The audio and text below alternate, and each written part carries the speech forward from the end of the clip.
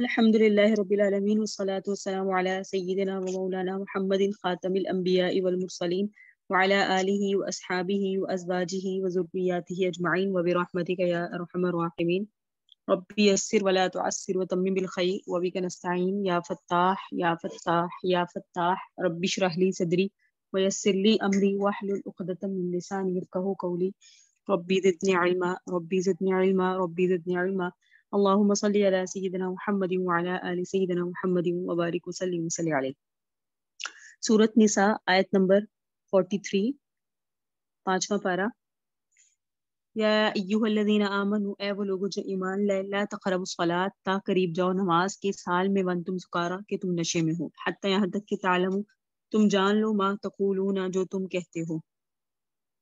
ولا جنوبا، اور نہ اس حال میں جب جنبی ہو، الا عابری سبیل، مگر گزرنے والے ہو راہ پر، حتی یہاں تک کہ تغتسلوا، تم غسل کر لو، وَإِن كُنتُمْ، اور اگر تم ہو، مرضى مریض، او علی سفر، یا سفر پر، او جاء احد منکم من الغائط، یا آئے کوئی تم میں سے بیت الخلاء سے، او لمستم النساء،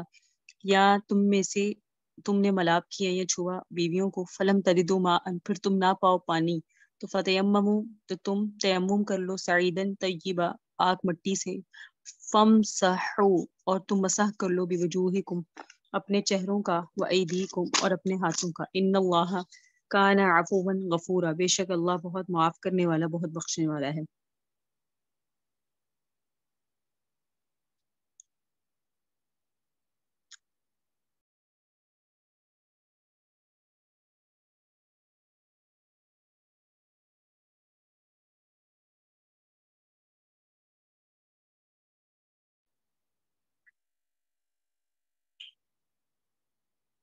فامسحوا بوجوہکم وایدیکم، پھر تم مسح کر لیا کرو اپنے چہروں کا اور اپنے ہاتھوں کا، ان اللہ کان، بے شک اللہ عفوا غفورا، بہت معاف کرنے والا اور بخشنے والا ہے۔ الم ترا، کہ آپ نے نہیں دیکھا، الی الذین، ان لوگوں کی طرف، اوتوا نصیبا من الکتاب، جنہیں کتاب میں سے ایک حصہ دیا گیا، یشترون الضلالہ، وہ اختیار کرتے ہیں گمراہی کو، ویریدون، اور وہ ارادہ کرتے ہیں، ان تضلوا السبیل، کہ تم راستے سے بھٹک جاؤ، واللہ، اور اللہ، اعلم باعدائکم، تمہارے دشمن کو خوب جانتا ہے، وکفی باللہ ولیا، اور کافی ہے اللہ کارساز، وکفی باللہ نصیرا، کافی ہے اللہ مددگار۔ من الذین ہادوا، ان لوگوں میں سے جو یہودی ہوئے، بعض ایسے ہیں، یحرفون الکلم عن مواضعہ، جو پھیرتے ہیں باتوں کو ان کی جگہوں سے، ویقولون، اور وہ کہتے ہیں، سمعنا، ہم نے سن لیا، وعصینا، اور نہ مانا، واسمع، اس حال میں کہ آپ سنیں، غیر مسمع، جو سنایا ہوا نہیں ہے، وراعنا، اور وہ کہتے ہیں، راعنا، لیم بالسنتہم، اپنی زبانوں کو موڑتے ہیں، وطعنا فی الدین، اور دین میں طعن کرتے ہیں، ولو انہم قالوا، اور اگر وہ یہ کہتے کہ ہم نے سمعنا، سن لیا، واطعنا، اور مان لیا، واسمع، اور تو سن، وانظر، اور ہمارا خیال کر، لکان خیر لہم، تو یہ ان کے لیے بہتر بھی تھا، واقوم، اور درست بھی تھا، ولکن لعنہم اللہ، لیکن اللہ نے ان پر لعنت کی، بکفرہم، ان کی کفر کی وجہ سے، فلا یؤمنون الا قلیلا، بس ایمان نہیں لائیں گے مگر بہت کم۔ یا ایھا الذین اوتوا الکتاب، اے وہ لوگ جو کتاب دیے گئے، آمنو، ایمان لاؤ، بما نزلنا، اس پر جو ہم نے اتارا، مصدقا لما معکم، وہ تصدیق کرنے والی ہے اس بات کی بھی جو تمہارے پاس ہے، تمہارے ساتھ ہے، من قبل ان نطمس وجوہا، قبل اس کے کہ ہم مٹا دیں چہروں کو، فنردھا علی ادبارہا، پھر لٹا دیں ان کو، علی ادبارہا، ان کی گدیوں کی ہیبت پر، او نلعنہم، یا ہم ان پر لعنت کریں، کما لعنا اصحاب السبت، جیسے ہم نے ہفتے کے دن والوں پر لعنت کی، وکان امر اللہ مفعولا، اور اللہ کا حکم ہو کر رہتا ہے، ان اللہ، بے شک اللہ، لا یغفر، نہیں بخشے گا، ان یشرک بہ، اس بات کو کہ اس کے ساتھ شرک کیا جائے، ویغفر ما دون ذلک، اس کے علاوہ ہر گناہ بخش دے گا، لمن یشاء، جس کے لیے چاہے گا، ومن یشرک باللہ، جو کوئی اللہ کے ساتھ شریک ٹھہرائے گا، فقد افترا اسما عظیما، تو بے شک وہ گڑا ہے اس نے ایک گناہ عظیم، گڑ لیا، بنا لیا، اسمن عظیم، بہت بڑا گناہ۔ الم ترا، کہ آپ نے نہیں دیکھا، الی الذین، ان لوگوں کی طرف، یزکون انفسہم، جو اپنے آپ کو پاک صاف قرار دیتے ہیں، بل اللہ یزکی من یشاء، بلکہ اللہ پاک صاف قرار دیتا ہے جس کو چاہتا ہے، ولا یظلمون فتیلا، اور یہ لوگ ظلم نہیں کیے جائیں گے دھاگے کے برابر میں۔ انظر کیف یفترون علی اللہ الکذب، آپ دیکھیں کیسے یہ لوگ اللہ پہ جھوٹ باندھتے ہیں، وکفی بہ اسما مبینا، اور یہی بات ہے کہ کافی ہے ان کے لیے، یہی بات بڑا گناہ ہونے کے لیے، یعنی کافی ہے یہی بات عذر صریح گناہ ہونے کے۔ اس رکوع کا پچھلے رکوع کے ساتھ کیا ربط ہے اس کو دیکھ لیں کہ شروع صورت میں آپ کے سامنے آئے تھے اصلاح معاشرہ کے کچھ احوال.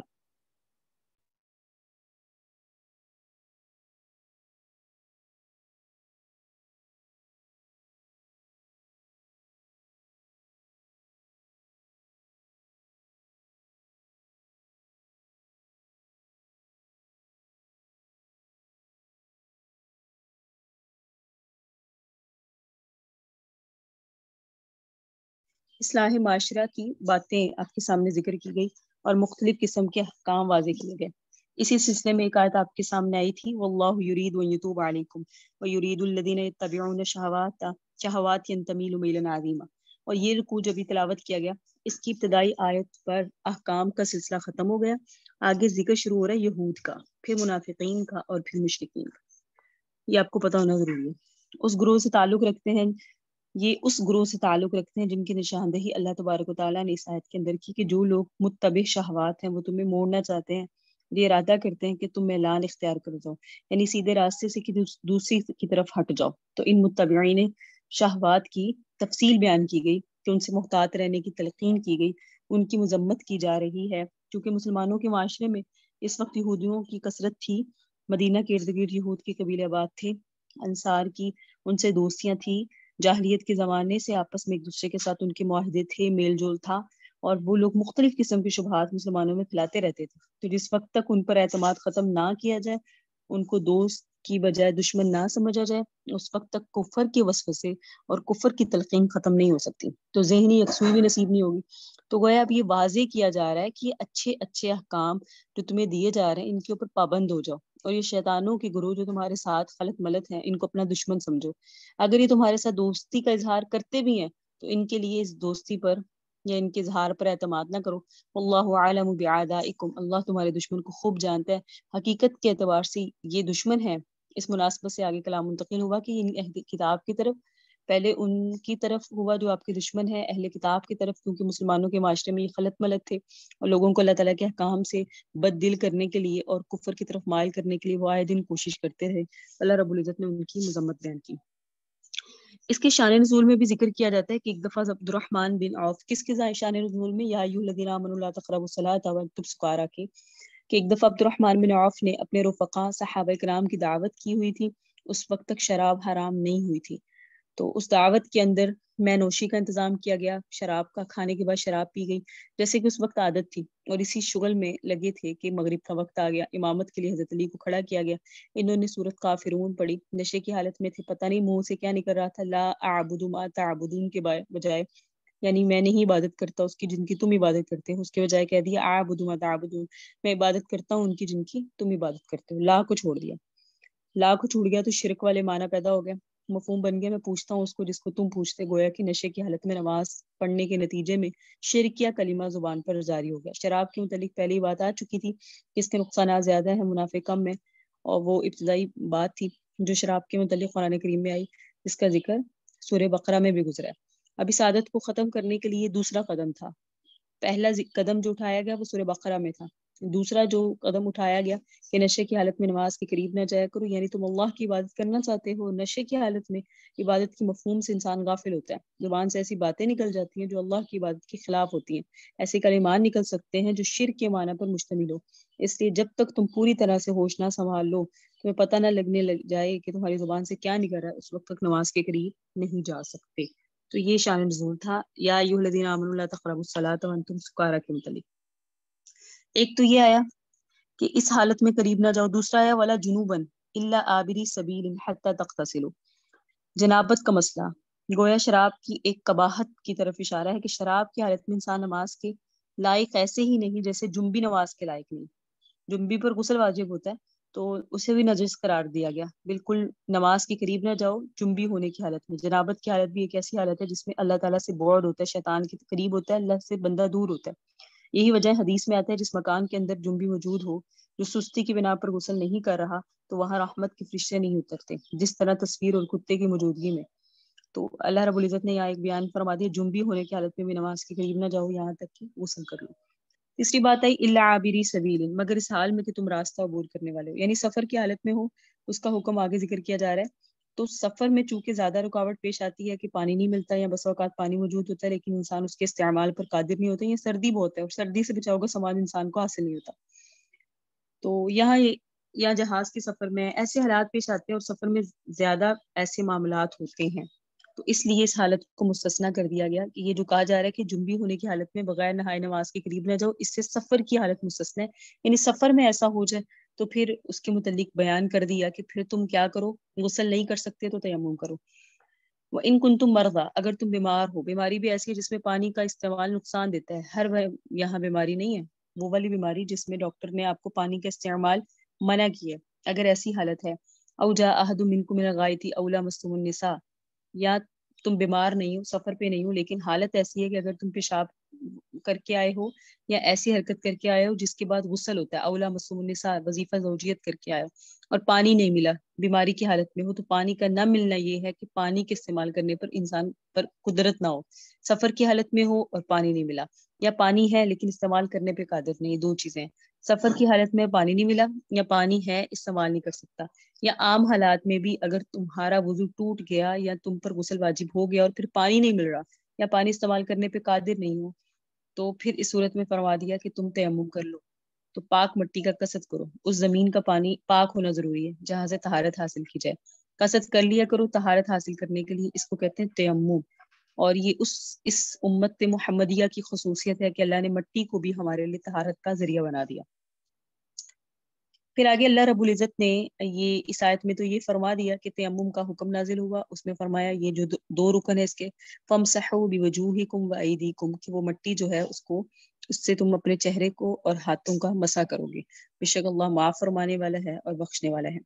أَلَمْ تَرَ إِلَى الَّذِينَ أُوتُوا نَصِيبًا مِنَ الْكِتَابِ يَشْتَرُونَ الضَّلَالَةَ وَيُرِيدُونَ أَن تَضِلُّوا السَّبِيلَ. اب یہاں سے احکام کا سلسلہ ختم، حکم نہیں، احکام نہیں، اس کا سلسلہ ختم ہو گیا. آگے جو احکام یا کلام منتقل ہو رہا ہے یہ ان لوگوں کی طرف ہے جو اللہ کے احکام کی خلاف ورزی کرتے ہیں، اصلاحی سکیم میں رکاوٹیں ڈالتے ہیں، مختلف طریقوں سے مسلمانوں کے دلوں میں کفر کی طرف میلان پیدا کرتے ہیں. آگے ان کی نشاندہی اور ان کی مذمت آ رہی ہے، جیسے ابھی خلاصتاً آپ کے سامنے بیان کر دیا، تاکہ اہل ایمان ان سے متاثر نہ ہو اور ان کو اپنا دینی اور دنیاوی دشمن سمجھ لیں. فرمایا الم تر الذین اوتوا نصیبا من الکتاب، کیا آپ نے نہیں دیکھا ان لوگوں کی طرف جو کتاب کا ایک حصہ دیے گئے. اس سے مراد ہے تورات،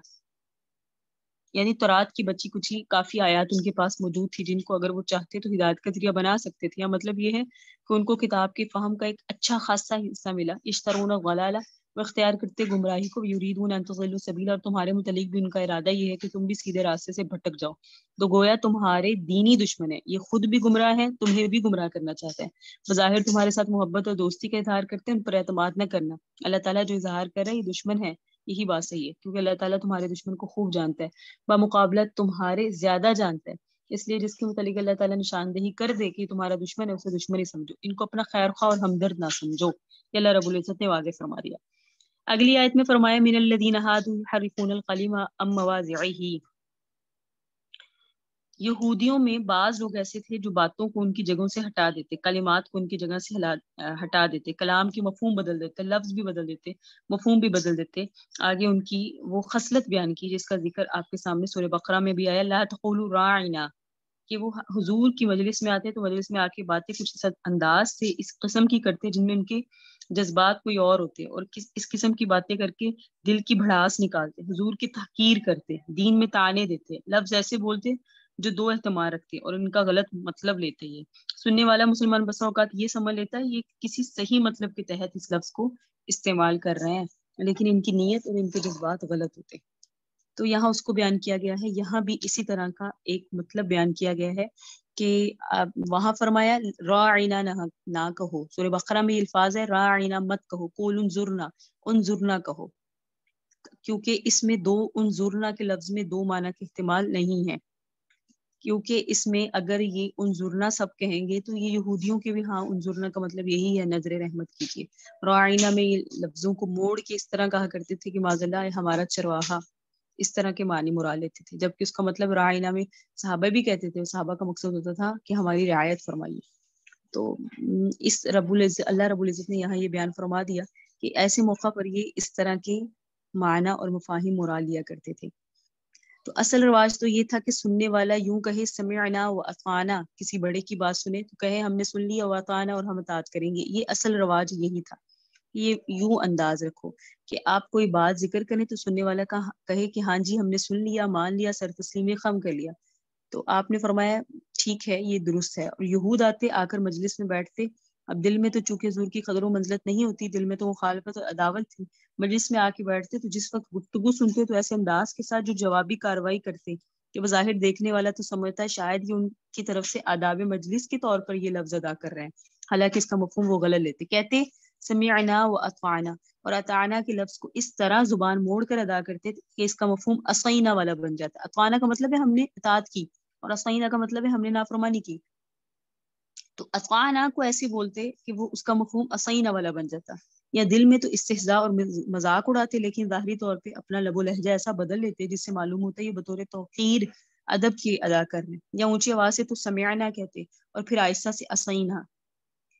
یا اطعنا کی ادائیگی ایسے طور پہ کرتے کہ اپنے نزدیک اس کو اصینا بنا دیتے. کوئی بھی بات ہو سکتی ہے، اطعنا کہتے لیکن اصینا کے مفہوم میں، یا اطعنا کہتے وقت سمعنا کے بعد اطعنا کہتے وقت ہلکی آواز کر دیتے اور اطعنا کو بنا دیتے اصینا، کیونکہ اطعنا کا مطلب ہے ہم اطاعت کریں اور اصینا کا مطلب ہے ہم نے نافرمانی کی. تو یہ والے معنی مراد لیتے اصینا والے. لیکن اگر سننے والا کوئی گرفت کرے تو کہہ سکیں کہ ہم نے تو اصینا نہیں کہا، ہم نے تو اطعنا کہا، اس لیے یہ آہستہ آواز سے کہتے. کسی کی گرفت کی صورت میں یہ تعویل کی جا سکے اس لیے یہ اطعنا کو بدل کے اصینا کہہ دیتے. یوں ہی کبھی حضور کو خطاب کرنا پڑتا تو کہتے واسمع، ہماری بات سنیے، غیر مسمعین، اس حال میں کہ آپ سنائے ہوئے نہیں ہیں. صحیح. آقا کو جب کہنا ہوتا کہ ہماری بات سنیں تو آگے کہتے غیر مسمعین، اس حال میں کہ آپ سنائے ہوئے نہیں ہیں. اس کا صحیح مفہوم تو یہ ہے کہ آپ کے کان میں کوئی غیر مناسب بات نہ پڑے، لیکن وہ اس سے مراد لیتے کہ آپ بہرے ہو جائیں، آپ کے کان میں کوئی بات نہ جائے. تو یہ اس طرح کے معنی مراد لیتے. واسمع غیر مسمعین یعنی سنو انسنی بات. ان کے دل میں ہوتا کہ سن لو، ایسی بات بھی کہیں کہ آپ نے سنی ہوگی جو آج سن رہے ہیں، جو ہم آپ کو بات کہنے والے ہیں ایسی بات آپ نے کہیں سنی ہوگی جو آج سن رہے ہیں. اور یہی بات بظاہر وہ کہتے تھے توقیر کے لہجے میں، لیکن دل میں استہزاء ہوتا. صحیح، دل میں مذاق ہوتا کہ کیسی باتیں کر رہے ہیں جو کبھی سننے میں نہیں آئی. لیکن اب ایک جیسا ہی معنی ہے، مفہوم ہے، لیکن مفہوم میں فرق ہے، لہجہ یا لفظ ایک جیسا ہے. اسی طرح راعینا، راعینا کا مطلب آپ کے سامنے گزرا، پیچھے بھی گزرا تھا کہ ہماری رعایت کیجیے، لیکن وہ زبان میں ذرا سا لچک پیدا کر دیتے اور رعینا کی بجائے راعینا کہتے، یعنی ہمارا چرواہا. بے وقوف کو کہتے ہیں راعینا. حضور کے سامنے اس لفظ کو استعمال کرتے، بظاہر ایسا لفظ استعمال کرتے جو عزت والا ہے، لیکن مقصود تحقیر ہوتی. کمزور بزدل اور غلط خصلت آدمی بسا اوقات اپنے دل کی بڑھاس نکالنے کے لیے اس قسم کی شرارتیں کرتا ہے. یہودی ایسی شرارتیں کرتے تھے. سمعنا و اصینا ایک بات، اور واسمع غیر مسمع اور رائنا. تو سمعنا و اصینا، واسمع غیر مسمع اور رائنا، زبانوں کو موڑتے ہوئے، دین میں طعنہ زنی کرتے ہوئے، طعنہ زنی پیغمبر کی کرتے ہوئے اس طرح کا یہ معاملہ کیا کرتے تھے. تو اللہ رب العزت نے قرآن میں فرما دیا وَلَكِنْ لَعَنَهُمُ اللَّهُ، اللہ نے فرما دیا لعنت تو ان پر ہے، اور بِكُفْرِهِمْ، ان کی کفر کی وجہ سے، فَلَا يُؤْمِنُونَ إِلَّا قَلِيلًا، نہیں ایمان لائیں گے ان میں مگر کم.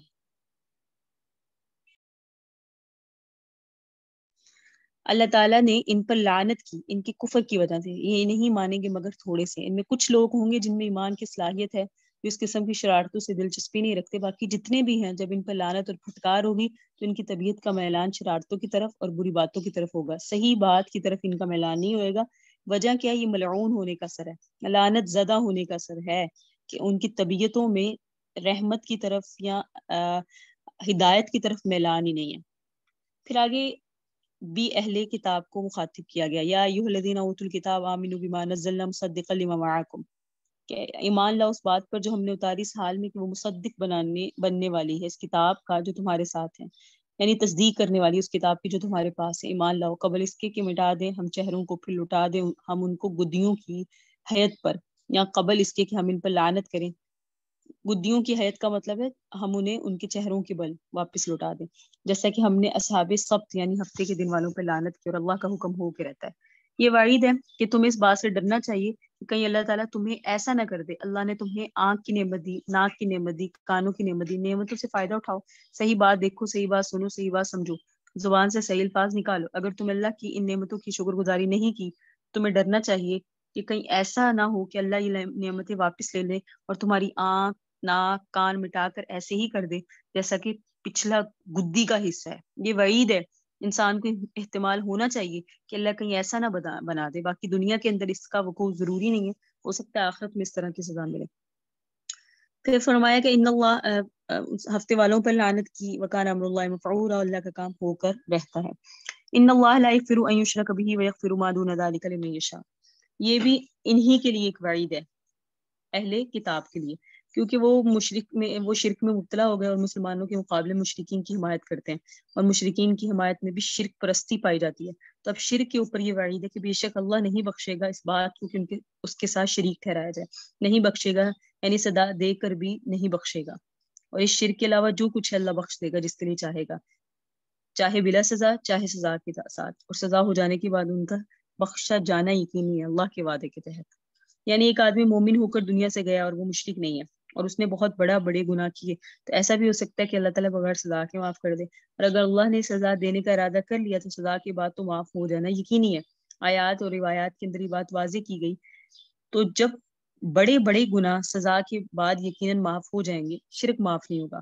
تو مطلب یہ ایسا جرم ہے جو سزا کے ساتھ بھی ختم نہیں ہوتا، اس کی سزا دائمی ہے. شرک میں کفر بھی داخل ہے، یعنی ہر وہ کیفیت جو ایمان کی منافی اس میں داخل ہے. بے شک اللہ نہیں بخشے گا اس بات کو کہ اس کے ساتھ شریک ٹھہرایا جائے، یعنی بغیر سزا کے بھی اللہ نہیں بخشے گا اور سزا کے ساتھ بھی نہیں بخشے گا. تو شرک سے پناہ مانگنی چاہیے، کیونکہ اللہ رب العزت شرکت کو کسی بھی صورت میں برداشت نہیں کرتے.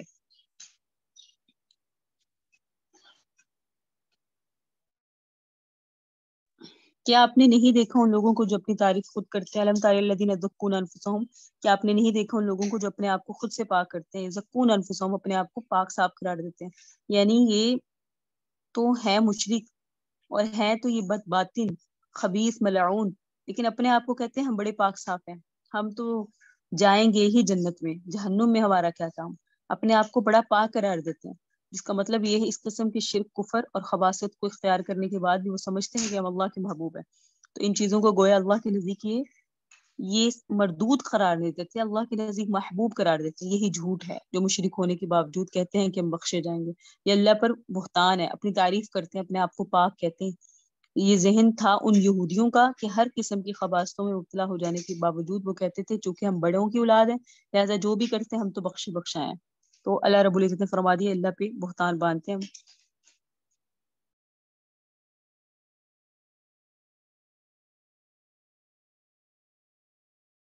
فرمایا انظر کیف یفترون علی اللہ الکذب وکفی بہ اسم مبینا. دیکھ لیجئے کیسے ہے یہ اللہ پہ جھوٹ باندھتے ہیں، کیسے کس انداز سے. اور اللہ بہتر ہے، اور یہ اللہ پہ جھوٹ باندھنا یہ گناہ ہونے کے اعتبار سے بہت بڑی چیز ہے،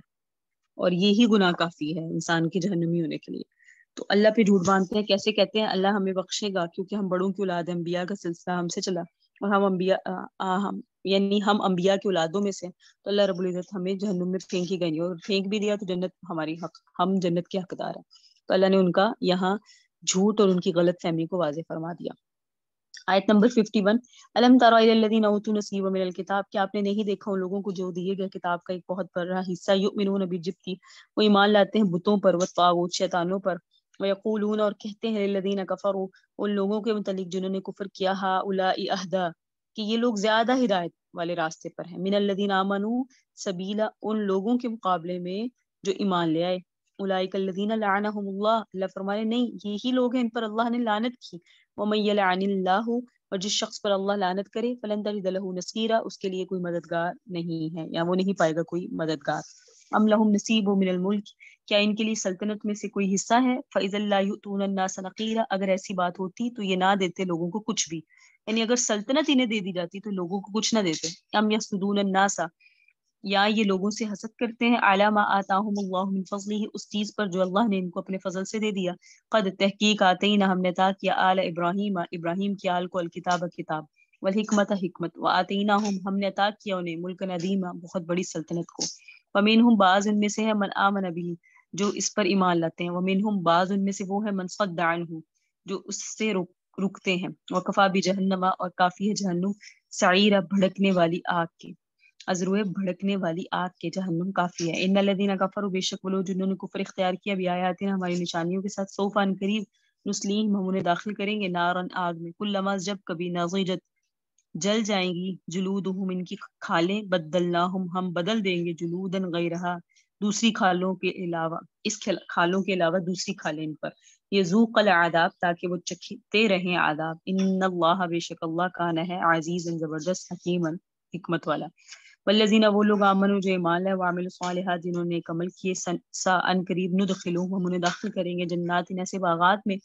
تجری بہتی ہوں گی من تحتها الانہار جس کے نیچے نہریں خالدین فیہا وہ ان باغات میں ہمیشہ رہیں گے ابدا ہمیشہ ہمیشہ لہم ان کے لیے فیہا ان باغات میں ہے ازواج بیویاں مطہرۃ پاک صاف ستھری وندخلوہم ہم انہیں داخل کریں گے ذلا ذلیلا گھنے سائے میں ان اللہ بے شک اللہ یأمرکم تمہیں حکم دیتا ہے ان تؤدوا الامانات کہ تم ادا کرو امانتیں الی اہلیہا ان کے اہل کی طرف فاذا اور جب تم فیصلہ کرو بین الناس لوگوں کے درمیان تو ان تحکموا تم فیصلہ کرو بالعدل انصاف کے ساتھ ان اللہ بے شک اللہ نے اما یعظکم بھی بے شک اللہ جس چیز کے ساتھ تمہیں نصیحت کرتا ہے وہ چیز بہت اچھی ہے نعمہ کا مطلب ہے اچھی ہے یعظکم بھی جس کی اللہ تمہیں نصیحت کرتا ہے ان اللہ کان بے شک اللہ ہے سمیعا سننے والا بصیرا دیکھنے والا یا ایھا الذین آمنوا اے وہ لوگ جو ایمان لائے اطیعوا اللہ اللہ کی اطاعت کرو اطیعوا الرسول رسول کی اطاعت کرو واولی الامر منکم اور اولو الامر کا کہنا مانو فان تنازعتم اولو الامر کا مطلب حکام کا فان اور اگر تنازعتم تمہارا جھگڑا ہو فی شیء کسی چیز میں فردوہ تو اس کو لے جاؤ الی اللہ اللہ کی طرف ورسول رسول کی طرف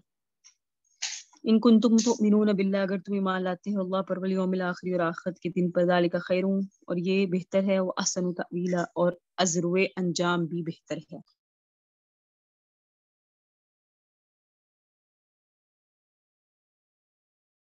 پچھلے رکوع میں احکام کا سلسلہ ختم ہونے کے بعد کلام یہودیوں کی طرف منتقل ہوا تھا وہاں آپ کو بیان کیا کہ یہودیوں کی طرف بات چلی جا رہی ہے اور ادھر سے بات ہوئی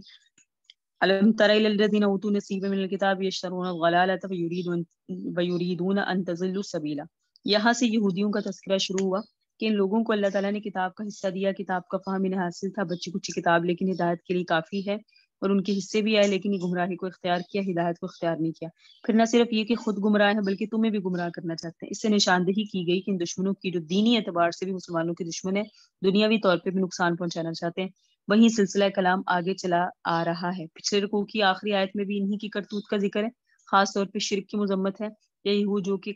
حامل کتاب ہے اور عقیدہ توحید ہر کتاب کی جان ہے بلکہ ہر دین کی بنیاد عقیدہ توحید پر ہے جو شخص اس عقیدے کو محفوظ رکھتا ہے وہ اپنے دین کو کسی نہ کسی درجے میں حفاظت کر لیتا ہے چاہے اس سے دیگر کام کی کتنی ہی مخالفت کیوں نہ ہو جائے گویا کہ دین کا اصل اس کے پاس جو محفوظ ہے جس کی بنا پر آخرت میں اس کی مغفرت ہوگی اور دیگر گناہ اللہ تعالیٰ سزا دے کر یا غیر سزا کے معاف کر دے گا لیکن جو شخص دین کی اس جڑ کو ہی کاٹ دے اور اس عقیدہ توحید کو محفوظ نہ رکھے بلکہ شرک میں مبتلا ہو جائے اس نے اپنے دین کی جڑ کاٹ دی اب اگر ظاہری طور پر وہ کچھ نیکیاں کرے بھی تو وہ نیکیاں بے حقیقت ہیں اس کا کوئی اعتبار نہیں ہے تو شرک کی مذمت کی گئی چونکہ یہود بھی شرک میں مبتلا ہو گئے اور پھر شرک میں مبتلا ہو جانے کے باوجود وہ اپنی زبان سے اپنی تعریفیں کرتے رہتے یوں سمجھتے ہیں ہم چونکہ بزرگوں کی اولاد ہیں اللہ کے مقبولین کی اولاد ہیں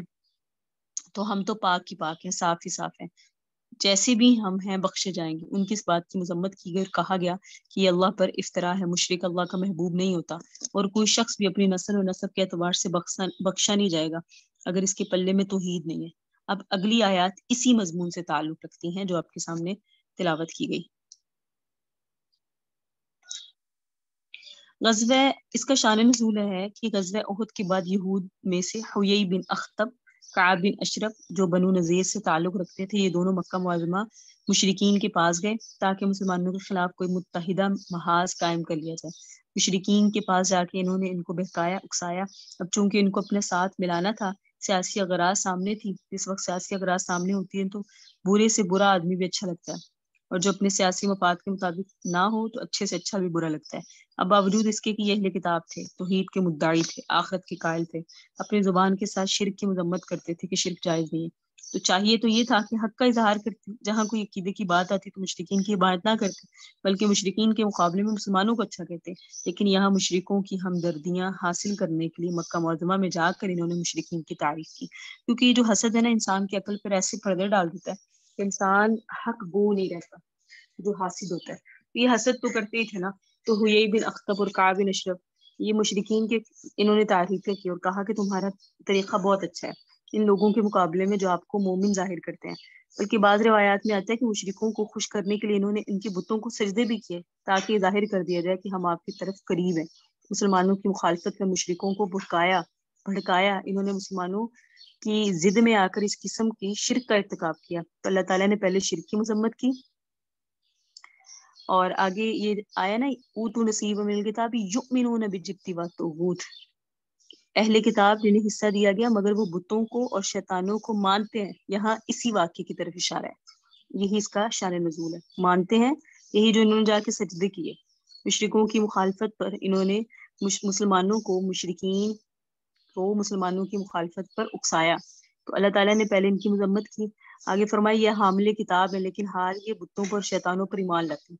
اب اگر یہ حامل کتاب ہے، کتاب ان کے پاس ہے، تو اس کتاب کو کیا فائدہ جب کتاب کے عقیدے کے مطابق انہوں نے عمل ہی نہیں کرنا۔ تو یہاں ان کو سخت لہجے میں بیان فرمائے گا، یقولون للذین کفروا ہؤلاء اہدی من الذین آمنوا سبیلا، کافروں کے بارے میں کہتے ہیں وہ مسلمانوں سے زیادہ صحیح راستے پہ ہیں۔ تو یہ کعب بن اشرف اور حیی بن اخطب جب گئے ہیں مشرکین کے پاس، انہیں جا کے یہی کہہ رہے تھے کہ آپ لوگ صحیح ہو اور یہ جو مسلمان ہے نا یہ ٹھیک نہیں ہے، حالانکہ یہ بھی کیا اہل کتاب ہے، حیی بن اخطب، کعب بن اشرف، اور مسلمان بھی اہل کتاب ہے۔ تو کسی گناہ نے مسلمانوں کے ساتھ ہونا چاہیے تھا، لیکن یہ ان کے حسد میں مشرکوں کے ساتھ ہو گئے اور جبت اور طاغوت کو سجدے کرنے لگے اور کہنے لگے کہ تم زیادہ ہدایت کے مشرکین بنسبت ان کے مسلمانوں کے۔ تو اللہ نے ان آیات میں اس کو بیان کیا۔ پھر فرمایا اللہ نے اولئک الذین لعنهم اللہ، یہی وہ لوگ ہیں جن پر اللہ نے لعنت کیا۔ آیت نمبر 52 پہ اللہ کی پھٹکار ہے، ملعون لوگ ہیں، مردود ہیں، دھتکارے ہوئے، پھٹکارے ہوئے۔ اللہ کی کتاب ان کے ہاتھ میں ہے لیکن ہمدردیاں مشرکوں کے ساتھ ہے، توحید کے مدعی ہیں اور تعریف مشرکوں کی کرتے ہیں، اللہ کی کتاب کے مندرجات کو چھوڑ کر جادو کے پیچھے پڑتے ہیں، یہ لوگ ملعون ہیں۔ اللہ کی لعنت کا یہ اثر ہے کہ اب صحیح بات بھی ان کی سمجھ میں نہیں آ رہی۔ لعنت اللہ کی یہی ہوتی ہے کہ صحیح بات بھی سمجھ میں نہیں آئے گی۔ اللہ کی طرف سے لعنت کا مطلب کیا ہے کہ عقل پہ پردے پڑ جانا، رحمت سے دوری ہو جانا۔ پھر فرمایا ام لہم نصیب من الملک فاذا لا یؤتون الناس نقیرا، کیا ان کا کوئی اللہ کے ملک میں حصہ ہے یا کوئی اللہ کی سلطنت پہ حصہ ہے؟ اللہ کی سلطنت میں ان کا کوئی حصہ نہیں۔ فرمایا فاذا لا یؤتون الناس نقیرا، اگر یہ اللہ کی سلطنت میں حصے دار ہوتے تو یہ کسی کو بھی کچھ نہ دیتے، اگر سلطنت ان کے پاس ہوتی تو یہ تو کسی کو کچھ دیتے نہ۔ یہاں مراد بنی اسماعیل ہے، اسماعیل یعنی بنی اسماعیل کو کچھ نہ دیتے جن کے ساتھ ان کا مقابلہ ہے۔ اگر ان کے اختیار میں ایسا ہوتا تو یہ بنی اسماعیل کو کچھ نہ دیتے۔ کیوں نہیں دیتے؟ ام یحسدون الناس، حسد کی وجہ سے جو انہوں نے لوگوں سے کیا، علامہ آتاہم اللہ من فضلہ، کہ اللہ نے اپنے فضل سے انہیں دے دیا۔ کیا دے دیا؟ وہ آپ کو پتا ہے کہ بنی اسماعیل میں جب نبوت گئی تو بنی اسرائیل سے یہ بات برداشت نہیں ہوئی۔ یہ کانسیپٹ کلیئر ہوگا تو پورا قرآن سمجھ آئے گا، جہاں جہاں یہودیوں کی بات ہوگی۔ تو سلطنت میں تو ان کا حصہ نہیں ہے، یہ سلطنت میں تو ان کا حصہ نہیں ہے، تو پھر یہ پیچ و تاب کیوں کھاتے پھرتے ہیں؟ ان کو حسد ہے ان لوگوں پر، بنی اسماعیل پر، کہ اللہ تعالیٰ ان کو اپنے فضل سے دے رہا ہے، علم اور حکمت ان کی طرف منتقل کر رہا ہے، دنیاوی جاہ و جلال اب ان کی طرف آ رہا ہے، اس پر یہ لوگ حسد کرتے ہیں۔ حسد کا معنی ہوتا ہے تمنا کرنا زوال نعمت کی، کسی کو اللہ تعالیٰ کی طرف سے کوئی نعمت ملے تو زوال کی تمنا کرنا، یہ حسد ہوتا ہے۔ تو اللہ رب العزت نے یہ بیان فرما دیا، یہ حسد کرتے ہیں۔ قد آتینا آل ابراہیم الکتاب والحکمہ وآتیناہم ملکا عظیما۔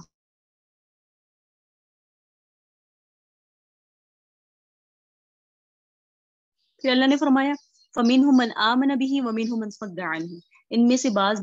یعنی بنو اسماعیل میں سے بعض ایمان لائے اور بعض رکے ہوئے۔ جو رکنے والے ہیں ان کے لیے جہنم کافی ہے، جو اس کتاب اور حکمت پر ایمان نہیں لاتے، کفر اختیار کرتے ہیں، ہم انہیں جہنم میں داخل کریں گے، آگ میں ڈالیں گے، اور آگ میں پڑنے کے بعد پھر وہ یہ نہ سمجھ لیں کہ ایک دفعہ جل کر کوئلہ ہو جائیں گے تو عذاب ختم ہو جائے گا۔ فرمایا بلکہ جب ان کی کھالیں جلیں گی، ان کے چمڑے جلیں گے، اس آیت کے آخر میں ہے، تو ہم ان کو اور ان کو بدل دیں گے، ان کے چمڑے بدل دیں گے تاکہ یہ عذاب کا مزہ چکھتے رہیں۔ اللہ تعالیٰ نے فرمایا نا، پھر ہم انہیں کیا کہیں گے کہ عذاب کا مزہ چکھتے رہو۔ کلما نضجت جلودہم بدلناہم جلودا غیرہا لیذوقوا العذاب ان ذلک عزیز حکیم۔ تو یہ اللہ رب العزت کی طرف سے بیان فرمایا گیا کہ جو کافر نہیں ہے اور لیکن جو ایمان لاتے ہیں اور نیک عمل کرتے ہیں، ہم انہیں داخل کریں گے باغات میں جن کے نیچے نہریں جاری ہوں گی، ہمیشہ اس میں رہنے والی ہوں گی، ان کے لیے صاف ستھری بیویاں ہیں، اور ہم انہیں گھنے سائے میں داخل کریں گے۔ تو اس میں اس بات کی طرف اشارہ ہے کہ بنی اسرائیل نے جس طرح سمجھ لیا تھا کہ جو اسرائیلی ہیں، جو نبیوں کی اولاد ہیں، وہ بہرحال بخشا بخشایا ہے، وہ جنت میں جائے گا، اس عقیدے نے ان کو عملی ذمہ داریوں سے سبکدوش کر دیا، ان کے ہاں عمل کی اہمیت ہی نہ رہی۔ بنی اسماعیل کو سمجھایا جا رہا ہے کہ تم اس وہم میں مبتلا نہ ہو جانا کہ اللہ کے ہاں جو فیصلے ہوں گے وہ کسی نسل اور نسب کی بنا پر نہیں ہوں گے، یہاں تو ایمان لانے اور ایمان نہ لانے پر فیصلہ ہے، جو مانیں گے ان کا انجام اچھا ہے، جو نہیں مانیں گے ان کا انجام برا ہے، چاہے وہ بنی اسرائیل میں سے ہو چاہے بنی اسماعیل میں سے۔ یہ بہت اہم بات ہے کہ نسل کی بنا پہ اللہ کے یہاں فیصلے نہیں ہوتے، اللہ کے ہاں جو فیصلے ہوتے ہیں وہ ایمان اور کفر کی بنا پر ہوتے ہیں۔ پھر فرمایا ان اللہ یأمرکم ان تؤدوا الامانات الی اہلھا، اس میں بھی جو خطاب ہے وہ بنی اسماعیل کو ہے، جن کو کتاب اور حکمت اور ملک عظیم کے دینے کا ذکر ہے کہ اب سلطنت تمہیں مل رہی ہے، علم و ہدایت کا حامل تمہیں بنایا جا رہا ہے، خطاب مجموعی طور پہ امت کو ہے، لیکن اس کا اصل مصداق جو ہے وہ افراد ہیں جن کو حکومت اور اقتدار حاصل ہو کہ اے مسلمانوں تم یوں کرنا، تو کرنا ان لوگوں میں ہے، ان لوگوں نے ہے یہ کام جن کو اختیار دیا جا رہا ہے، جو اقتدار پر ہیں، جو ظاہر طور پہ سلطنت کے مالک ہیں۔ بے شک اللہ تمہیں حکم دیتا ہے کہ تم ادا کرو امانات ان کے اہل کی طرف، جس طرح بنی اسرائیل نے خیانتیں کی، ایسی خیانت نہ کرنا، لوگوں کے حقوق ادا کرنا۔ ایمانت سے مراد حق کے واجب ہے، اللہ تعالیٰ نے قلوب میں جو حقوق ڈالے ہیں دوسروں کے حقوق کو ادا کرنا، ٹھیک ہے، دوسرے کے حقوق کو ادا کرنا۔ سورہ احزاب میں آتا ہے ان عرضنا الامانۃ علی السماوات والارض والجبال، اور آگے لفظ ہے وحملها الانسان، کہ ہم نے امانت کو پیش کیا آسمانوں اور زمین اور پہاڑوں پر، سب نے انکار کیا لیکن انسان نے اٹھایا۔ حدیث میں آتا ہے آقا علیہ السلام نے فرمایا لوگوں کے دلوں کے وسط میں امانت کا جذبہ اللہ نے اتارا، پھر بعد میں کتاب اور سنت کے ساتھ اس کی تفصیلات لوگوں کو سمجھائی۔ حقوق اور فرائض کو ادا کرنے کی عمومی ذمہ داری جو ڈالی گئی اس کو امانت سمجھتے ہیں کہتے ہیں، تو حقوق کی ادائیگی کی ذمہ داری کو امانت کہتے ہیں۔ تو اللہ نے فرمایا امانت پوری کرنا اور لوٹانا ان کے اہل کی طرف، مطلب کیا کہ ذمہ داری کے ساتھ حقوق لوٹانا، اور فیصلہ کرنا لوگوں کے درمیان تو عدل کے ساتھ کرنا، اس لیے کہ اللہ تعالیٰ تمہیں کتنی اچھی نصیحت کرتا ہے، بے شک اللہ سننے والا ہے دیکھنے والا ہے۔ اس کا شان نزول ہے، بیت اللہ کی خدمات مشرکین میں بھی تقسیم کی گئی تھی۔ مشرکین بیت اللہ جو ہے نا اللہ کا گھر، اس کی کچھ خدمات مشرکین بھی کرتے تھے، یعنی حاجیوں کو پانی پلانا حضرت عباس کی ذمہ داری تھی، زمزم کا کنٹرول حضرت عباس کرتے تھے، اسی طرح بیت اللہ کی چابی عثمان بن طلحہ کے پاس تھی، چابی بردار یہ سمجھے جاتے تھے، انہی کا کام ہوتا تھا کہ بیت اللہ کو کھولے، اجازت دیتے تو کوئی اندر جا سکتا تھا، جب یہ اجازت نہ دیتے تو کوئی اندر نہیں جا سکتا تھا۔ کون؟ عبداللہ بن یہ حضرت طلحہ، عثمان بن طلحہ۔ ہجرت سے پہلے ایک دفعہ سرور کائنات نے بیت اللہ میں داخل ہونا چاہا تو عثمان بن طلحہ چونکہ مشرک تھے اور ان کے اندر ایک سخت جذبے تھے مسلمانوں کے لیے، تو حضور کے سامنے رکاوٹ ڈال دی، خوشی کے ساتھ آپ کو اندر جانے کی اجازت نہیں دی۔ اس وقت آقا نے فرمایا عثمان اس وقت کیا حال ہوگا جب یہ چابی میرے ہاتھ میں ہوگی اور میں جس کو چاہوں گا دوں گا۔ یہ بات آپ علیہ السلام نے اس وقت فرمائی ہجرت کا واقعہ پیش آنے سے پہلے۔ بعد میں جس وقت مکہ فتح ہو گیا تو آپ نے عثمان بن طلحہ کو بلایا، ان سے چابی لی، چابی لے کر بیت اللہ کو کھولا، بیت اللہ کے اندر حضور تشریف لے گئے، نماز پڑھی، باہر نکلے۔ جس وقت باہر نکلے ہیں تو صحابہ کرام کہتے ہیں آقا کی زبان پر یہ آیت تھی جس میں اللہ نے یہ تلقین کی ہے کہ امانت اسی کے سپرد کرو جس کی تھی، ان اللہ یأمرکم ان تؤدوا الامانات الی اہلھا۔ عثمان بن طلحہ مسلمان ہو گئے تھے تو آپ نے باہر نکل کر وہ چابی ان کے ہاتھ میں دے دی اور یہ کہا اس کو لے لو، اب یہ ہمیشہ تمہارے خاندان میں رہے گی، تم سے یہ چابی وہی شخص لے گا جو ظالم ہوگا، یعنی تم سے چابی لینا ظلم ہے، اللہ تعالیٰ نے یہ تمہارا حق قرار دے دیا۔ چنانچہ آج تک کئی حکومتیں بدلی، جو کچھ بھی ہے بیت اللہ کی چابی اسی خاندان کے ہاتھ میں چلی آ رہی ہے، یعنی عثمان بن طلحہ کے خاندان میں، اور بیت اللہ کی چابی جس کے سپرد ہوتی ہے اس کی بڑی عزت اور منزلت بہرحال ہے۔ اب بھی بادشاہ آئے یا کوئی اور آئے تو اسی خاندان کا فرد آئے گا جس چابی کا امین ہے، اور وہی آ کر بیت اللہ کھولے گا، تو کوئی دوسرا اندر داخل ہو سکتا ہے ورنہ نہیں ہو سکتا اگر چابی اس کے پاس ہے، تو گویا قیامت تک کے لیے ان کا حق محفوظ ہو گیا۔ تو وہ خاص واقعہ اسی کا مصداق ہے، ویسے لفظ اس میں عام ہے لیکن تعدوا الامانات الی اہلھا اس کے ساتھ اس کا تعلق ہے۔ پھر فرمایا وَإِذَا حَكَمْتُم بَيْنَ النَّاسِ تَحْكُمُوا بِالْعَدْلِ،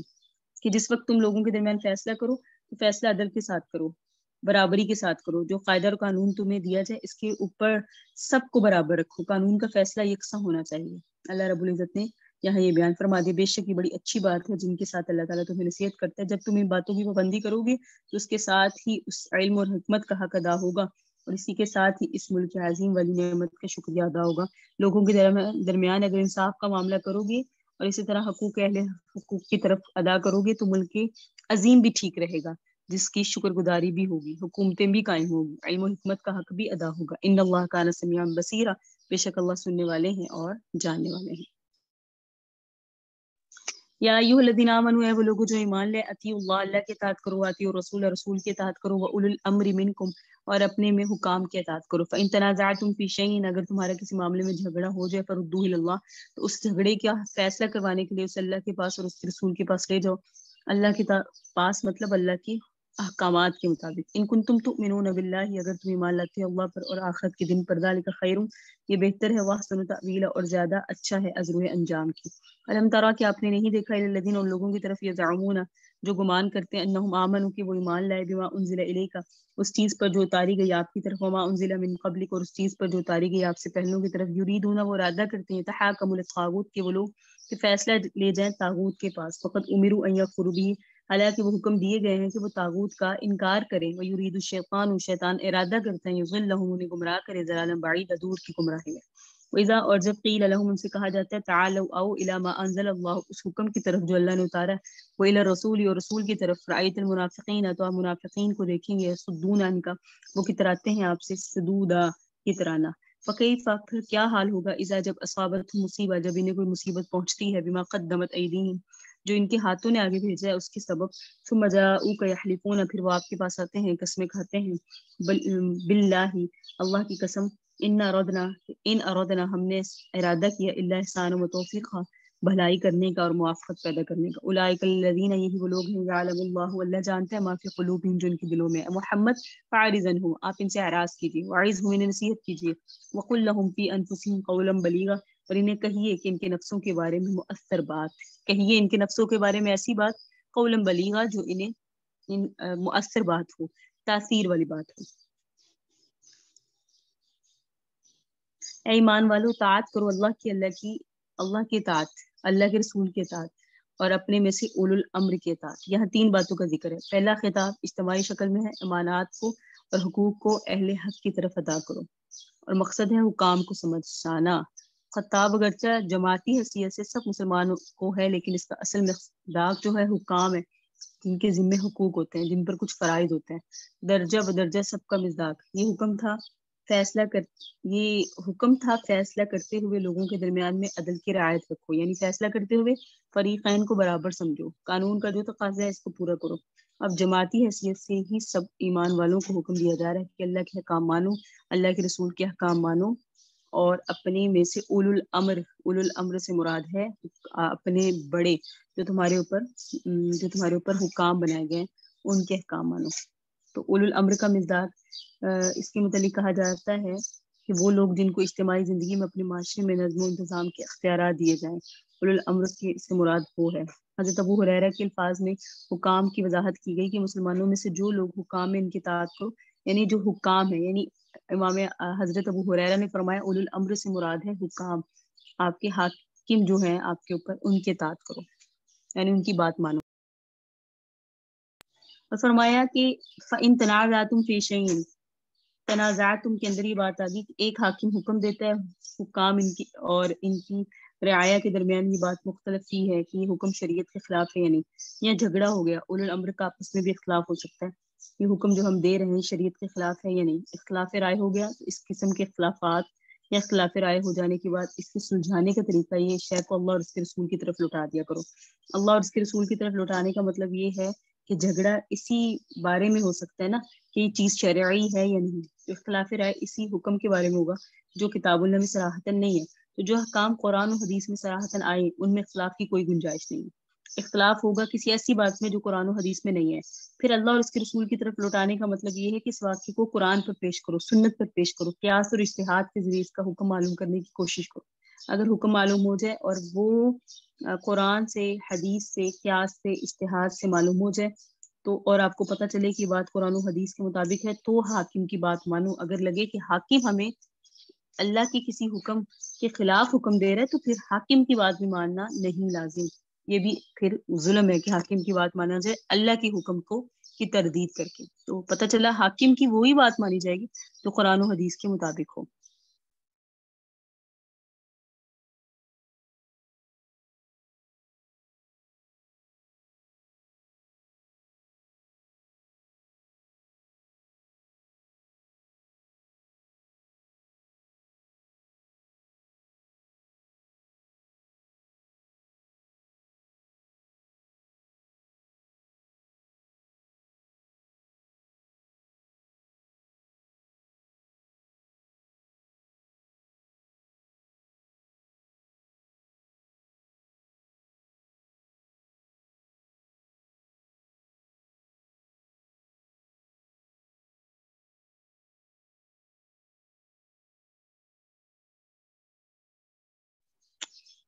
اللہ اکبر. آپ کے سامنے یہ آگے جو آیات آ رہی ہیں ان لوگوں کی مذمت ہے جو اللہ کے حکم کو چھوڑ کے دوسرے حکموں کی طرف رجوع کرتے ہیں. تو یہ آیت جن کا ترجمہ آپ کے سامنے پڑا، اس کا شان نزول ہے کہ مدینہ منورہ میں ایک منافق تھا جس کا نام تھا بشر، اور اس کا ایک جھگڑا ہوا یہودی کے ساتھ، اور یہودی حق پر تھا، یہ تھا مسلمان لیکن منافق تھا، ظالم تھا. اور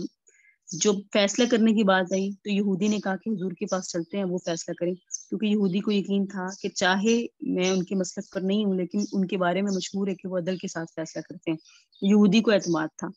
بشر چونکہ کلمہ گو تھا لیکن حقیقت میں منافق تھا، حضور کی عدالت میں آنے سے گھبراتا تھا. کہنے لگا نہیں، کعب بن اشرف کے پاس چلتے ہیں. اور کعب بن اشرف یہودی تھا، ایک طاغوت شیطان تھا، وہ شرارتی تھا اور مسلمانوں کے خلاف لوگوں کو اکساتا تھا. یہاں جو آیا نا آپ کے پاس، الم تر الذین یزعمون انہم آمنوا بما انزل الیک وما انزل من قبلک یریدون ان یتحاکموا الی الطاغوت، وہ چاہتے ہیں فیصلہ کروائیں طاغوت سے، شیطان سے. یہاں اسی واقعے کی طرف اشارہ ہے، یعنی کعب بن اشرف سے جو یہودی تھا. تو بہت شرارتی تھا، مسلمانوں کے خلاف لوگوں کو اکساتا رہتا تھا. منافق کا مقصد تھا وہاں کوئی مغالطہ بھی لگایا جا سکتا ہے، رشوت بھی دی جا سکتی ہے، احکام بدل لوں گا. لیکن اگر حضور کی عدالت میں مقدمہ چلا گیا تو اگرچہ میں ہوں مسلمان لیکن چونکہ منافق اور میرا فیصلہ ظلم ہے یا میں ناحق پر ہوں، تو وہاں تو فیصلہ حق والا ہوتا ہے. جس وقت واقعہ آقا علیہ السلام کے سامنے آیا تو آپ نے بات سننے کے بعد فیصلہ یہودی کے حق میں کر دیا اور بشر کو ظالم قرار دیا. وہاں سے نکلے تو جب دل میں چور ہوتا ہے تو انسان کو کوئی نہ کوئی بہانے تلاش کرنے کی ضرورت بن جاتی ہے. اور وہ یہ جب فیصلہ ہو گیا اور اس کے خلاف ہوا بشر منافق کے، تو وہ اڑیل قسم کا تھا، اس نے کہا کہ نہیں میں اس فیصلے کو نہیں مانتا، عمر کے پاس چلیں، وہاں جا کے فیصلہ کرواتے ہیں. کیونکہ اسے پتا تھا حضرت عمر بھی یہودیوں کے بارے میں سختی کرتے ہیں. یہودی چونکہ جانتا تھا کہ عمر بھلے اپنی طبیعت میں سخت ہیں لیکن ان کی سختی میں بھی حق ہے. میرا معاملہ اتنا واضح، جس طرح بھی یہ ماننے کے لیے تیار نہیں ہو رہا، لیکن جب یہ فیصلہ جائے گا عمر کے پاس تو جس طرح بھی ہوا عمر منوا لیں گے. تو انہوں نے کہا چلو عمر کے پاس چلتے ہیں، مجھے یقین عمر بھی فیصلے میں، انہوں نے بھی کہا، بشر نے بھی کہا چلو چلتے ہیں عمر کے پاس، مجھے پتہ ہے عمر فیصلہ حق کرے گا. عمر کے پاس گئے، حضرت عمر کے پاس. حضرت عمر نے واقعہ سنا، یہودی نے یہ بھی بتایا کہ حضور کے پاس گئے تھے، آپ نے آقا نے فیصلہ کر دیا، لیکن یہ جو بشر منافق ہے یہ مطمئن نہیں ہے. نام اس کا بشر ہی تھا، منافق تو تفاسیر میں لکھا ہوا ہے، تو کیونکہ اس نے منافقت کی نا. تو حضرت عمر نے فرمایا ذرا ٹھہرو، میں اندر ہو کر آتا ہوں. اندر گئے، تلوار لے آئے، آتے ہی اس منافق کی گردن اڑا دی، منافق یعنی بشر کی. اور فرمایا جو حضور کے فیصلے پر مطمئن نہیں، عمر کے ہاں اس کا یہ فیصلہ ہے. جو وہ قتل ہو گیا تو اس کے خاندان کے لوگ مقدمہ لے کے حضور کے پاس آئے کہ ہمارے شخص کو ایسے ہی قتل کر دیا. وہ تو وہاں اگر گیا تھا تو آپ کے حکم پر اعتراض کی وجہ سے نہیں گیا تھا، وہ تو چاہتا تھا قانونی فیصلہ ہو، لیکن وہ مصالحت کی گنجائش رکھتا تھا، آپس میں کوئی موافقت کر دی جائے. تو آپ کا جو عمر ہے اس نے تو اس کا قتل کر دیا. تو اللہ تبارک و تعالیٰ نے ان آیات میں اس واقعے کی حقیقت ظاہر کر دی. یہ آیات اتاری جس میں حضرت عمر کو حق پر قرار دیا اور بشر اور اس کے گھر والوں کی خواص باطنی کو نمایاں کیا کہ ان کی دلی ہمدردیاں طاغوتوں کے ساتھ ہیں. اس سے یہ بات نکل آئی کہ حکم شریعت پر اطمینان نہ ہو اور غیر شرعی حکم کی طرف انسان جائے تو یہ کفر ہے. کفر و نفاق ایک قسم ہے اور اس کو واضح کیا گیا. اور ان آیات کے اندر ایسے لوگوں کی مذمت کی گئی جو اللہ کے حکم کے مقابلے میں دوسروں کے فیصلوں کو ترجیح دیتے ہیں یا ان کا قلبی رجحان اس کی طرف ہوتا ہے. تو یہاں فرمایا وقد امروا یکفروا به ویرید الشیطان ان یضلهم ضلالا بعیدا. پھر فرمایا وَإِذَا قِيلَ لَهُمْ تَعَالَوْا إِلَىٰ مَا أَنزَلَ اللَّهُ وَإِلَى الرَّسُولِ رَأَيْتَ الْمُنَافِقِينَ يَصُدُّونَ عَنْكَ صُدُودًا، یہاں بھی اسی طرف اشارہ تھا۔ تو ابھی ایک دفعہ خلاصتاً دیکھ لیں، اللہ رب العزت نے فرمایا الم تر الذین یزعمون سے لے کر آیت نمبر یصدون عنک صدودا تک، کہ ان کا ایمان یہ ہے کہ جھگڑے کے وقت میں فیصلہ چاہیے تھا کہ اللہ اور اس کے رسول کی طرف لوٹایا جائے، یعنی ان سے فیصلہ کروانا چاہیے، طاغوت سے نہیں کروانا چاہیے۔ ایک بات یہ سمجھ آئی، طاغوت سے مراد ہے شیطانوں سے نہیں کروانا چاہیے، شیطانوں سے مراد ہے جو اللہ اور اس کے رسول کو ماننے والے نہ ہو، یہود و نصارہ۔ پھر فرمایا فَكَيْفَ إِذَا أَصَابَتْهُم مُّصِیبَةٌ بِمَا قَدَّمَتْ أَیْدِیہم،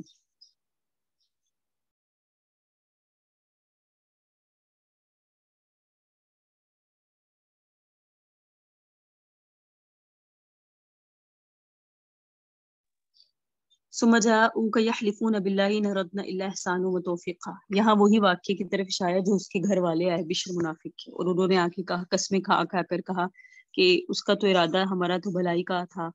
اور دونوں فریق میں رضامندگی کا تھا، مصالحت کا تھا، بشر اور یہودی جو ان کا جھگڑا ہوگا، تو بشر جو لے کر گیا عمر کے پاس فیصلہ، اس کا ہمارا مقصد یہ تھا، یا بشر کا مقصد یہ تھا۔ اللہ نے فرمایا، وضاحت فرما دی اس میں کہ ایسا نہیں ہے، وہ آپ کے پاس آئیں گے، قسمیں کھائیں گے، لیکن بات اس کے برعکس ہے۔ اولئک الذین یعلم اللہ ما فی قلوبہم، کیونکہ اللہ جانتا ہے ان کے دلوں میں کیا ہے، آپ ان سے درگزر کریں اور نصیحت کیجیے، ان سے ایسی بات کہیں جو مؤثر بات ہو۔ تو ایک بات یہ کہ کیا حال ہوگا جب ان کو مصیبت پہنچے گی بس اب اس عمل سے جو ان کے آگے بھیجا ان کے ہاتھوں نے، پھر وہ آئیں گے آپ کے پاس قسمیں کھائیں گے، اللہ کی قسم نہیں ارادہ کیا ہم نے مگر بھلائی کر موافقت پیدا کرنے کا، یہی وہ لوگ ہیں اللہ ان کے جذبات کو جانتے ہیں، آپ ان سے راز کیجیے، ان کے اوپر زیادہ گرفت کرنے کی ضرورت نہیں ہے، نصیحت کیجیے اور ان کی ذات کے بارے میں ان کو کافی بات کہیے جو ان پر مؤثر ثابت اور ان کی اصلاح کی کوشش کیجیے۔ یہ اس کے گھر والوں کے مزاج اور ان کے آنے اور انہوں نے جو ایک طرح سے پنچایت لگائی تھی ان کی طرف اشارہ ہے، اس واقعے کی طرف اشارہ ہے۔ آگے دیکھیں آیت نمبر 64، وما ارسلنا من رسول، نہیں بھیجا ہم نے کوئی رسول الا لیطاع باذن اللہ، مگر اسی لیے تاکہ اس کے اطاعت کی جائے، ولو انہم اذ ظلموا انفسہم، اور جب انہوں نے اپنی نفسوں پر ظلم کیا، جاؤکا تو وہ آپ کے پاس آئیں، فاستغفروا اللہ، آپ ان کے لیے استغفار کریں، واستغفر اللہ سے استغفار طلب کریں، واستغفر لهم الرسول، اور ان کے رسول بھی ان کے لیے استغفار کریں، لوجدوا اللہ، تو وہ پائیں گے اللہ کو توابا رحیما، بہت توبہ کرنے والا، بہت مہربان۔ فلا وربک، آپ کے رب کی قسم، لا یؤمنون، وہ ایمان نہیں لائیں گے، حتی یہاں تک کہ یحکموک، وہ آپ کو فصیل نہ ٹھہرائیں، فصیل کا مطلب فیصلہ کرنے والا نہ ٹھہرائیں، فیما شجر بینہم، اپنے اس معاملے میں جو ان کے درمیان مختلف ہیں، اختلاف والے ہیں، ثم لا یجدوا فی انفسہم، پھر آپ کو فصیل فیصلہ کرنے والا ٹھہرانے کے بعد نہ پائیں اپنے دلوں میں حرجن، کوئی تنگی، مما قضیت، اس فیصلے میں جو آپ نے کی، ویسلموا تسلیم، اور تسلیم کر لیں، اچھی طرح سے تسلیم کر لینا، ولو انا كتبنا علیہم، اور اگر ہم ان پر فرض کر دیتے ان اقتلوا انفسکم، کہ تم اپنے آپ کو قتل کرو، ابھی خروجوا من دیارکم، یا تم نکلو اپنے گھروں سے، ما فعلوه، تو یہ نہیں کریں گے ایسا، الا قلیل منهم، مگر بہت کم ہوں گے جو اس حکم پر عمل کریں گے، ولو، اور اگر انہم فعلوا، اگر وہ ایسا کریں، ما یوعظون به، وہ کام جس کے ساتھ وہ نصیحت کیے گئے ہیں، لکان خیر لهم، تو ان کے لیے بہتر ہوگا، واشد تثبیتا، اور زیادہ مضبوط ہوگا، ازروے قدم، ثابت قدم رکھنے کے، وَإِذًا لَآتَيْنَاهُمْ وَإِذًا لَآتَيْنَاهُمْ، اور البتہ دیں گے ہم، من لدنا اجرا عظیما، اپنے طرف سے انہیں بہت بڑا اجر، جب وہ ہمارے نصیحت پر عمل کریں گے، وَلَهَدَيْنَاهُمْ صِرَاطًا مُسْتَقِيمًا، اور ہم انہیں چلائیں گے سیدھے راستے پر، وَمَن يُطِعِ اللَّهَ، جو اللہ کی اطاعت کرے گا، وَرَسُولَهُ، اور اس کے رسول کی اطاعت کرے گا، فَأُولَٰئِکَ، یہی وہ لوگ ہیں، مع الذین انعم اللہ علیہم، ان لوگوں کے ساتھ اللہ نے انعام کیا، جن پر اللہ نے انعام کیا، من النبیین، نبیوں میں سے ہیں، صدیقین، صدیقین میں سے ہیں، وشہداء، شہداء میں سے ہیں، وصالحین، اور صالحین میں سے ہیں، وحسن اولئک رفیقا، اور یہ لوگ ازروئے دوست ہونے کے بہت اچھے ہیں، انبیاء کو دوست بنانا، صدیقین کو دوست بنانا، شہداء کو دوست بنانا، اور صالحین کو دوست بنانا، یہ ازروئے دوست ہونے کے بہت اچھے ہیں، ذالک الفضل من اللہ، یہ اللہ کا فضل ہے، وکفی باللہ علیما، اور اللہ کافی ہے علم رکھنے والا۔ یہ آیات اسی سلسلے سے تعلق رکھتی ہیں جو شروع رکوع سے چلا آ رہا ہے، جس میں طاغوت کی طرف فیصلہ لے جانے کی ممانعت کی گئی، اللہ کا حکم ماننے کی تاکید کی گئی۔ اسی ضمن میں آپ کے سامنے اس منافق کا واقعہ آیا جو سرور کائنات کے فیصلے پر مطمئن نہ ہوا، پھر وہ فیصلہ حضرت عمر کے پاس لے گیا، جس کے نتیجے میں حضرت عمر کے ہاتھوں وہ قتل ہوا۔ تو اللہ تعالیٰ فرماتے ہیں رسول بھیجنے کا مقصد یہی ہے کہ لوگ ان کی اطاعت کریں، ہم نے کوئی رسول نہیں بھیجے مگر اسی کے متعلق یہی حکم دیا کہ لوگ ان کی اطاعت کریں، اللہ کا حکم یہی ہے، تو مطلب یہ ہوا رسول پر ایمان لانا معتبر وہی ہے جن کے ساتھ اطاعت بھی ہو. رسول لوگوں کے لیے صرف مرکز عقیدت نہیں ہے، بلکہ صرف یہ نہیں کہ رسول ہے تو بھئی ان کی احترام کرے، نہیں، بلکہ وہ جس بات کا حکم دے وہ من عند اللہ ہوتا ہے، اللہ کی طرف سے ہوتا ہے، من عند اللہ ہوتا ہے، اللہ کی جانب سے ہوتا ہے، جانب اللہ ہے، تو اس کو بھی تسلیم کرنا چاہیے، کیونکہ نبی کی بات وہی ہوتی ہے جو اللہ کا پیغام ہوتا ہے. پھر اگر ان سے ایسی غلطی ہو جائے تو وہ اپنے ساتھی کی اور اپنے بھائی کی حرکت کی تعویلات کرنے کے بجائے حضرت عمر پر اس قسم کے مقدمہ کرنے کے بجائے ان کو چاہیے تھا کہ رسول کے دربار میں آتے اور آ کر اپنی غلطی کا اعتراف کرتے. کون؟ بشر کے گھر والے، اور آئندہ کے لیے اطاعت کا وعدہ کرتے. صحیح. ولو انہم ظلموا انفسہم جاؤک، یہ بشر کے گھر والے آپ کے پاس آتے، فاستغفر اللہ، اللہ سے استغفار کرتے، واستغفر لہم الرسول، اور رسول سے کہتے ہمارے لیے استغفار کیجیے. لیکن اب یہ لوگ جو مختلف تعویلیں کرتے ہیں، اپنی غلطی کا اعتراف نہیں کرتے، ایسی صورت میں ان کا گناہ معاف نہیں ہوگا. سرور کائنات کی خدمت میں آتے ہیں اور آپ بھی ان کے لیے استغفار کرتے ہیں، یہ بات بہتر تھی. لیکن یہ اپنی غلطی پہ اڑے رہے اور رسول کے دربار سے اعراض کیا. حضور کے فیصلے پر مطمئن نہ ہوئے، بلکہ وہاں سے اعراض کر کے دوسری طرف چلے گئے. کس کی طرف چلے گئے؟ وہ بشر چلا گیا تھا نا، حضرت کہتا تھا کعب بن اشرف کے پاس جائیں. جب ادھر نہیں گئے تو یہودی نے کہا نہیں، آقا کے پاس چلتے ہیں. آقا کے پاس آیا، اپنے مطابق فیصلہ نہ پایا تو پھر کیا کہا، آپ کہاں چلتے ہیں؟ عمر کے پاس. تو یہاں فرمایا یہ اعراض کیا اس نے اللہ کے حبیب کے فیصلے سے.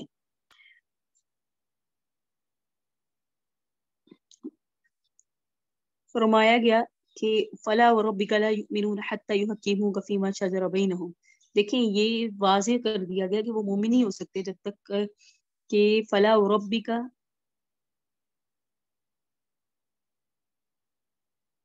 اللہ کے، آپ کے رب کی قسم، ایسے لوگ کبھی ایمان والے نہیں ہو سکتے جب تک کہ وہ اپنے باہمی جھگڑوں میں آپ کو فیصلے فصیل نہ بنائے. ثم لا یجدوا فی انفسہم حرجا، ایک بات آپ کو فیصلہ کرنے والا بنائے. نمبر 2، آپ کے فیصلے پر مطمئن بھی ہو، مما قضیت ویسلموا تسلیما، اور اس کے آگے سر تسلیم خم کرے، یعنی جو آپ نے فیصلہ کیا ہے اس پر مطمئن بھی ہو جائے. فلا وربک لا یؤمنون، جس وقت تک آپ کے ساتھ طاعت کا تعلق نہیں ہوگا، طاعت کا التزام نہیں ہوگا، کوئی شخص مومن نہیں ہو سکتا. پہلے تو عام ضابطے کے تحت ذکر کیا گیا، ہر رسول کا منصب یہ ہے کہ اس کی اطاعت کی جائے. اگر رسول کی اطاعت نہ کی جائے گئی اور اطاعت کے التزام نہ کیا گیا تو ایمان معتبر نہیں ہوگا. پھر قسم بھی کھائی، لا یؤمنون، یہ لوگ ایمان نہیں لائیں گے، یعنی کہ ان کا ایمان معتبر نہیں ہے جب تک وہ یہ کام نہ کریں کہ اگر کوئی بات ان میں اختلافی ہو تو اس کو آپ کو فصیل ٹھہرائیں، فیصلہ کرنے والا، اور پھر وہ آپ کو فصیل ٹھہرانے کے بعد آ کر کہیں کہ ہمارے درمیان یہ فیصلہ کر دیں. جب آپ موجود ہیں تو آپ کی خدمت میں آنا، اور آپ موجود نہیں تو آپ کی شریعت کی طرف رجوع کرنا، یہ ایمان میں شرط ہے. ابھی بھی ہمارے درمیان اگر فیصلہ ہو جائے تو آپ تو موجود نہیں، لیکن آپ کی شریعت موجود ہے.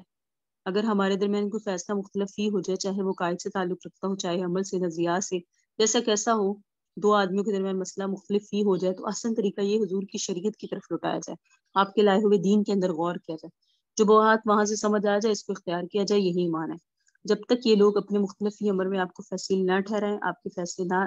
آپ کے پاس فیصلہ نہ لے آئیں، آپ کو حکم نہ مانے فیصلہ کرنے والا، تب تک آئیے مومن نہیں ہو سکتے. پھر فرمایا اور ان کے جذبات ایسے ہونے چاہیے کہ فیصلے کی طرف سے اپنے دل کے اندر کوئی تنگی بھی محسوس نہ کریں، بلکہ خوش دلی کے ساتھ ٹھنڈے دل سے آپ کو قبول کریں. وسلم تسلیم، اچھی طرح سے تسلیم کریں، تب جا کے یہ مومن قرار دیے جائیں گے.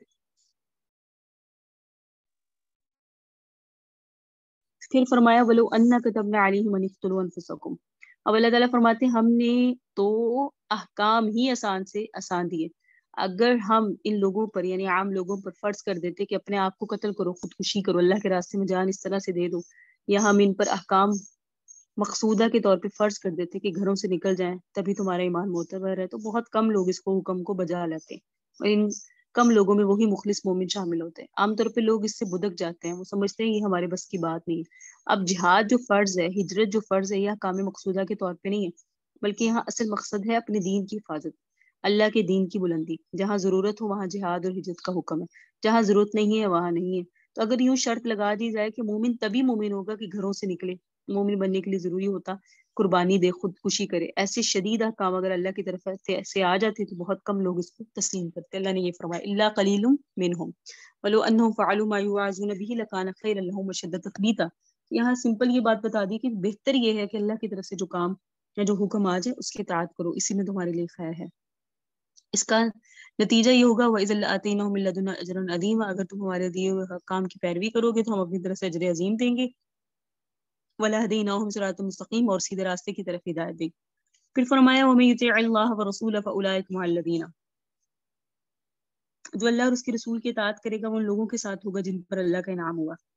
یعنی منعم علیہ کی رفاقت میں نصیب ہوگی. جو ہم کہتے ہیں نا صراط الذین انعمت علیہم، آپ ہمیں ان لوگوں کا راستہ دکھا جن پر آپ کا انعام ہوا، وہ یہ لوگ ہیں نبیین، صدیقین، شہداء، صالحین. یہاں ان کی وضاحت ہے کہ ان لوگوں کو جو اللہ اور اس کے رسول کی اطاعت کرتے ہیں منعم علیہم، کون کون لوگ شامل ہیں؟ پہلے درجے میں تو انبیاء. اگر کوئی شخص چاہتا ہے دنیا اور آخرت میں انبیاء کی رفاقت نصیب ہو تو اس کا طریقہ یہ ہے اطاعت کرے اللہ کی، اللہ کے احکام کی، اللہ کے رسول کی. پھر فرمایا کہ نبیین، صدیقین، شہداء اور صالحین، ان سب کا رفاقت اور ان کی محبت اور ان کا ساتھ چاہنے کا طریقہ یہی ہے کہ ان سے محبت، اللہ کے احکامات پر عمل کیا جائے، تو پھر ان کی رفاقت دنیا میں بھی نصیب ہوگی اور آخرت میں بھی. یا ایھا الذین آمنوا خذوا حذرکم فانفروا ثبات، اے ایمان والو اپنے اختیار کرو، خذوا حذرکم، بس کوچ کیا کرو، فانفروا ثبات، چھوٹی جماعتوں کی صورت میں، او انفروا جمیعا، یا کوچ کیا کرو سارے اکٹھے ہو کر.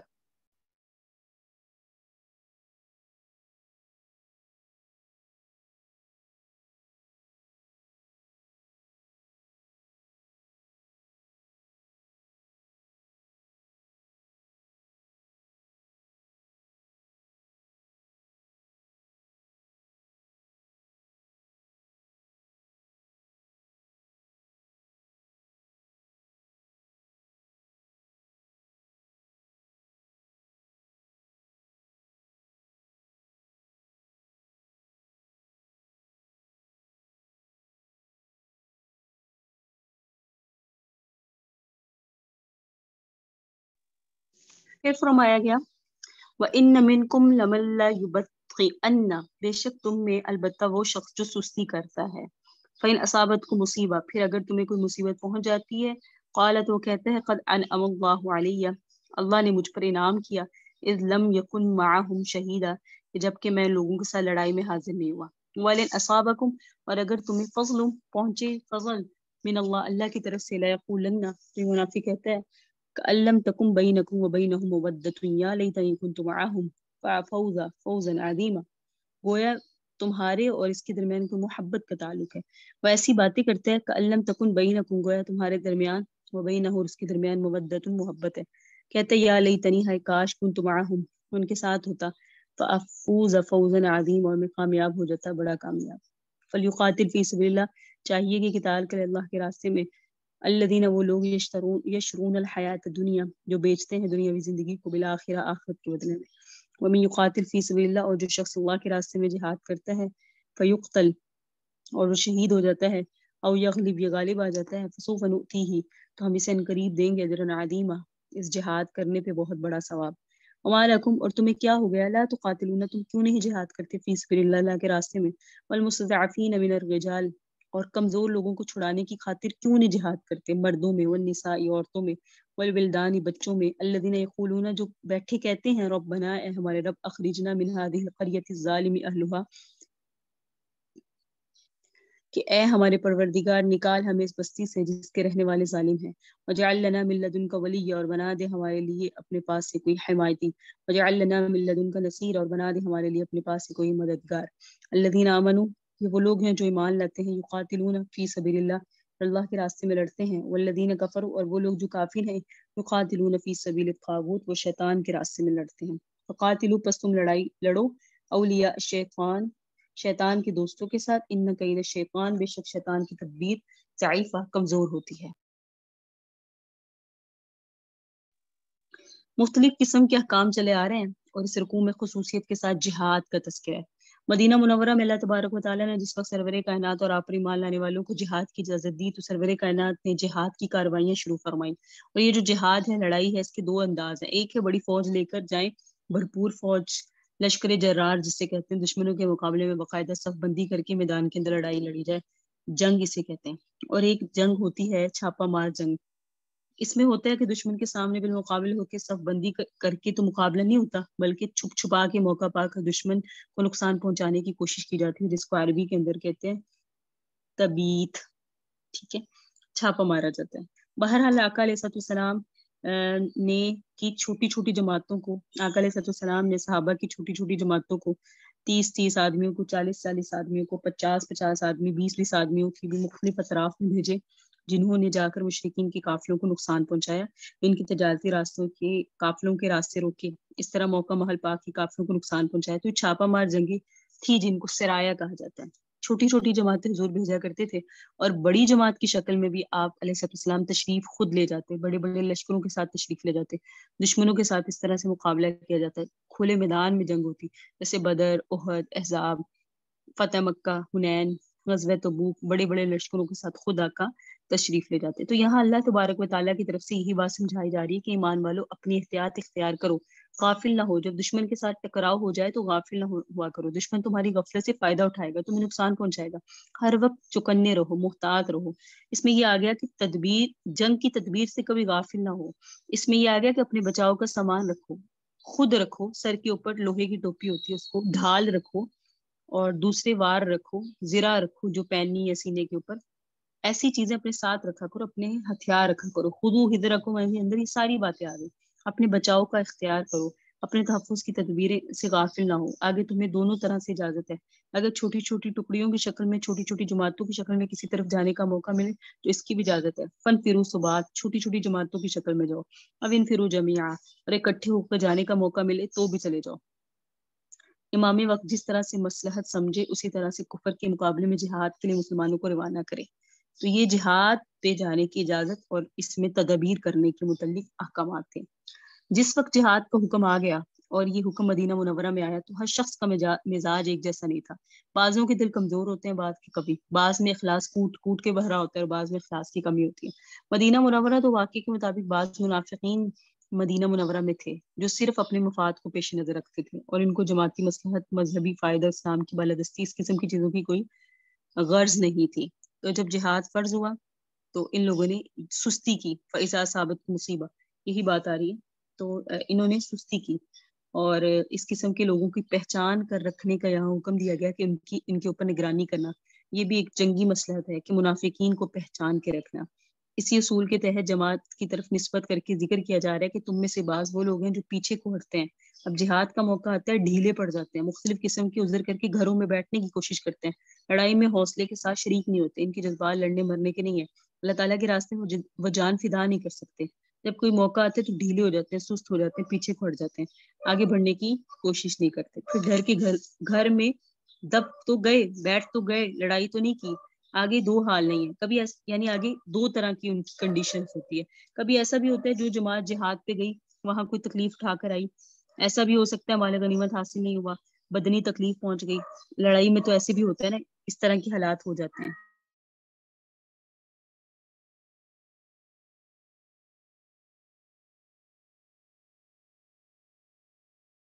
اللہ تعالیٰ نے دونوں طرح کی چیزوں کو بیان کیا کہ کبھی ایسا ہوتا ہے کہ تکلیف اٹھا کے واپس آنا پڑتا ہے، بدنی تکلیف پہنچ جاتی ہے، اور کبھی ایسا بھی ہوتا ہے کہ فتح بھی ہوتی ہے۔ تو جب مال غنیمت حاصل نہیں ہوتا تو ایسا موقع جس وقت آتا ہے تو یہ لوگ جن کے دل کے اندر مفاد پرستی ہوتی ہے نا، مذہب کے ساتھ لڑنا مرنا نہیں ہوتا، ہر وقت وہ اپنے فائدے کی سوچتے ہیں، تو کہتے ہیں ہم کیسے ہوشیار نکلے، پیچھے رہ گئے، صحیح، ما فعلوا، اگلے پیج پہ ہے کہ وہ کہتے ہیں وَإِن مِّنكُمْ لَمَن لَّيُبَطِّئَنَّ فِإِنْ أَصَابَتْكُم مُّصِیبَۃٌ، کہ ہم ساتھ ہوتے تو یہی مصیبت سے نا ہم بچ گئے ہیں، ہم ہوشیار ہیں، اور یہ بات کہتے ہیں قد انعم اللہ علیہ اذ لم اکن معهم شہیدا، اللہ نے تو ہم پہ بڑا کرم کیا، ہم نہیں گئے ان کے ساتھ، لیکن فضل من اللہ، اگر تو یہ جنگ میں مسلمانوں کو فتح حاصل ہو جائے، مال غنیمت ملے، ان کی بڑی ٹھاٹ باٹ ہو جائے، بہت عزتیں ملے، لَيَقُولُنَّ كَأَن لَّمْ تَكُن بَيْنَكُمْ وَبَيْنَهُم مَّوَدَّةٌ، تو ایسی باتیں کریں گے جیسے تمہارے بڑے محب ہیں، تمہارے بڑے دوست ہیں، كنت معهم فافوز فوزا عظیما، اے کاش میں بھی ان کے ساتھ ہوتا تو بڑی کامیابی حاصل کر لیتا۔ اللہ فرماتے ہیں فوراً جو ہے نا یو ٹرن لیتے ہیں، اس طرح کی باتیں کرتے ہیں۔ فرمایا جہاد کی فضیلت اور ترغیب اور مقصد کے لیے بیان کیا، فلیقاتل فی سبیل اللہ، یہاں سے جہاد کی فضیلت ہے، جہاد کی ترغیب اور مقصد ہے، کہ کامیابی صرف تمناؤں سے حاصل نہیں ہوتی، گھر بیٹھنے سے تمنا کرتے رہو میں بھی کامیابی حاصل کر لوں، میں بھی کامیاب ہو جاؤں، تمناؤں سے کامیابی حاصل نہیں ہوتی۔ جو کامیابی حاصل کرنے کے متمنی ہے اسے چاہیے کہ اللہ کے راستے میں لوگوں کے ساتھ لڑیں جو دنیاوی زندگی کو آخرت کے مقابلے میں اختیار کرتے ہیں۔ اس سے مراد ہے کافر، ان کو کافروں کے ساتھ اللہ کے راستے میں، مسلمانوں کو کافروں کے ساتھ اللہ کے راستے میں لڑنا چاہیے۔ تو جو دنیاوی زندگی کو اختیار کرتے ہیں مسلمانوں کو چاہیے کہ ان کے ساتھ لڑنا چاہیے، اللہ کی رضا کے لیے لڑنا چاہیے، تب جا کے کامیابی حاصل ہوتی ہے۔ کامیابی گھر بیٹھ کے تمنا کرنے سے نہیں ملتی، جب وہ کافروں سے لڑیں گے تو اس لڑنے کی صورت میں فوز عظیم حاصل ہوگا، کیونکہ اللہ کا دستور ہے، اللہ نے قاعدہ قانون بنا دیا کہ جو بھی اللہ کے راستے میں لڑتا ہے، یعنی اللہ کی رضا کے لیے، کیونکہ اللہ کے راستے میں لڑائی وہی ہے جو اللہ کی بات کو بلند کرنے کے لیے ہو، اللہ کی بات کو اونچا کرنے کے لیے ہو، تو اللہ کو خوش کرنے کے لیے ہو، تو پھر اللہ رب العزت اس کو کامیاب کرتے ہیں۔ فسوف نؤتیہ اجرا عظیما، تو یا تو بندہ شہید ہو جائے یا غازی ہو جائے۔ آیا ومن یقاتل فی سبیل اللہ فیقتل، یا تو وہ شہید ہو جائے او یغلب، یا غازی بن جائے۔ فسوف نؤتیہ اجرا عظیما، تو ہم اسے اپنی طرف سے بہت بڑا اجر دیتے ہیں۔ پھر فرمایا کہ تمہیں کیا ہو گیا کہ تم کیوں نہیں لڑتے، تمہیں کیا ہو گیا تم کیوں نہیں لڑتے؟ مکہ معظمہ میں بہت ایسی بستیاں ہیں جو ایمان لے آئے لیکن وہ ہجرت نہیں کر سکتے، ان کے پاس ہجرت کا سامان نہیں ہے، کافروں نے پکڑ کے گرفتار کر لیا، باندھ لیا، پٹائی کی، ظلم کرتے ہیں۔ صحابہ کرام کے ایسے بہت سارے واقعات ہیں کہ بعض صحابہ کرام اور بچے اور عورتیں مکہ میں ہیں، وہ ہجرت نہیں کر سکتے، اکیلے ہجرت کرنے پہ قادر نہیں ہے، اسباب نہیں ہے، کافروں کے ظلم کا نشان بنے ہوئے ہیں۔ اس طرح بالغ مردوں کو چاہیے، وہ قوت والے ہیں، کافروں نے ان کو پکڑ کر گرفتار کر لیا، باندھ لیا، یہ اللہ کے نام پر ان بستیوں میں مارے کھا رہے ہیں، جن میں بالغ مرد بھی ہیں، عورتیں بھی ہیں، نابالغ بچے بھی ہیں، ان کو چھڑانے کا طریقہ تمہارے پاس سوائے جہاد کے کچھ نہیں ہے، تو جہاد کرو، یہ فرمایا گیا۔ ربنا، اور وہ وہاں کہتے ہیں جو مجبور بیٹھے ہیں، جو نہیں نکل سکتے، اپنی مکہ معظمہ کی بستیوں سے جہاد نہیں کر سکتے، وہ کیا کہتے ہیں؟ ربنا اخرجنا من هذه القرية ظالم اهلها، کہ اے اللہ ہمیں یہاں سے نکال کیونکہ اس بستی کے رہنے والے ظالم ہیں، یعنی نن مسلم جو ہیں وہ مسلمانوں پہ ظلم کرتے ہیں۔ وجعل لنا من لدنک ولیا وجعل لنا من لدنک نصیرا، وہ پکارتے ہیں اللہ ہمارے لیے کوئی حمایتی بنا، ہمارے لیے کوئی مددگار بنا۔ اللہ فرمانے ہیں جو لوگ ایمان لاتے ہیں اللہ کے راستے میں جہاد کرتے ہیں، اور جو لوگ کافر ہیں وہ شیطان کے راستے میں جہاد کرتے ہیں، شیطان کے راستے میں لڑائی کرتے ہیں۔ اور تو فرمایا لڑو اللہ کے راستے میں، لڑائی کرو شیطان کے دوستوں سے، کیونکہ شیطان کی تدبیر کمزور ہے۔ ان قید شیطانی کانا ضعیفا، شیطان کا قید تدبیر کمزور ہے۔ اور سورہ یوسف میں تو فرمایا گیا ان قید کن عظیم، لیکن عورتوں کی تدبیر یہ بہت بڑی ہے، شیطان سے بھی بڑی۔ بہرحال لہذا بات ہے، لیکن یہاں بیان کرنا مقصود ہے کہ شیطان کی تدابیر کمزور ہیں، لہذا تم ان کی تدابیر کمزور سے مت گھبراؤ، بلکہ تم ایمان والے ہو اور اللہ کے راستے میں جہاد کرو۔ الم تر الی الذین قیل لهم کفوا ایدیکم، کیا آپ نے نہیں دیکھا ان لوگوں کی طرف جن سے کہا جاتا ہے کہ تم اپنے ہاتھوں کو روک کے رکھو، واقیموا الصلاۃ، نماز قائم کرو، واتوا الزکاۃ، زکات دو، فلما کتب علیہم القتال، پھر جب ان پر لڑنا فرض کر دیا گیا، اذا فریق منہم، تو ان میں سے ایک فریق ایسا ہوا، یخشون الناس، وہ لوگوں سے ڈرتا ہے، کخشیۃ اللہ، جیسے کہ اللہ سے ڈرنے کا حق ہے، او شد خشیہ، یا اللہ سے بھی ڈرنے سے زیادہ لوگوں سے ڈرتا ہے۔ قالوا، کہتے ہیں، ربنا لما كتبت علینا القتال، اے اللہ آپ نے کیوں فرض کر دیا ہم پہ جہاد، لولا اخرتنا الی اجل قریب، کیوں نہ آپ نے ہمیں مہلت دی قریب وقت تک، قل آپ فرما دیجیے متاع الدنیا قلیل، دنیا کا فائدہ بہت تھوڑا ہے، والآخرۃ خیر لمن اتقی، اور آخرت بہتر ہے اس کے لیے لمن اتقی، جو تقوی اختیار کرتا ہے، ولا تظلمون فتیلا، نہیں ظلم کیے جاؤ گے تم تاگا برابر بھی، اینما تکونوا، تم جہاں کہیں بھی ہوگے، یدرککم الموت، موت تو تمہیں مل جائے گی، وہ موت تو تمہیں پا لے گی، ولو کنتم، اگرچہ تم ہو، فی بروج مشیدہ، مضبوط قلعوں میں،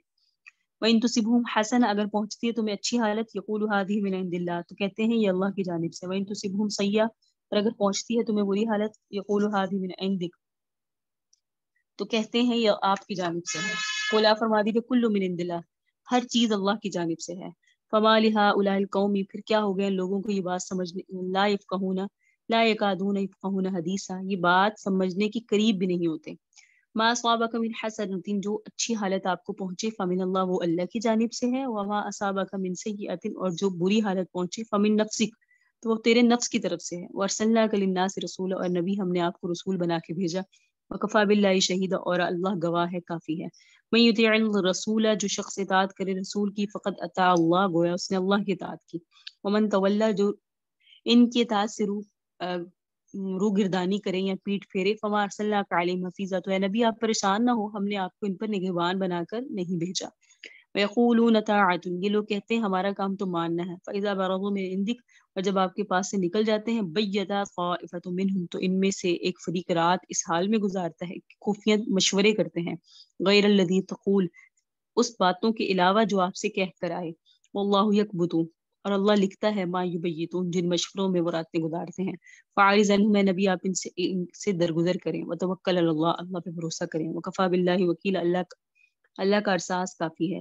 افلا یتدبرون القرآن، کیا یہ لوگ قرآن میں غور نہیں کرتے؟ ولو کان من عند غیر اللہ، اگر یہ قرآن اللہ کی غیر کی جانب سے ہوتا، اللہ کی طرف سے نہیں بلکہ کسی اور کی جانب سے ہوتا، لوجدوا فی اختلافا کثیرا، اس میں بہت زیادہ اختلاف ہونا تھا۔ وَإِذَا جَاءَهُمْ أَمْرٌ مِّنَ الْأَمْنِ، جب ان کے پاس کوئی امر آ جاتا ہے امن سے، او الخوف، یا خوف سے، اذاعوا بہ، تو آپ اس کو مشہور کر دیتے ہیں، ورو ردو الی الرسول، اگر وہ لوٹا دیتے اس امر کو، اس حکم کو رسول کی طرف، و الی اولی الامر، اور صاحب امر لوگوں کی طرف، منہم اپنے میں سے، لعلمہ الذین،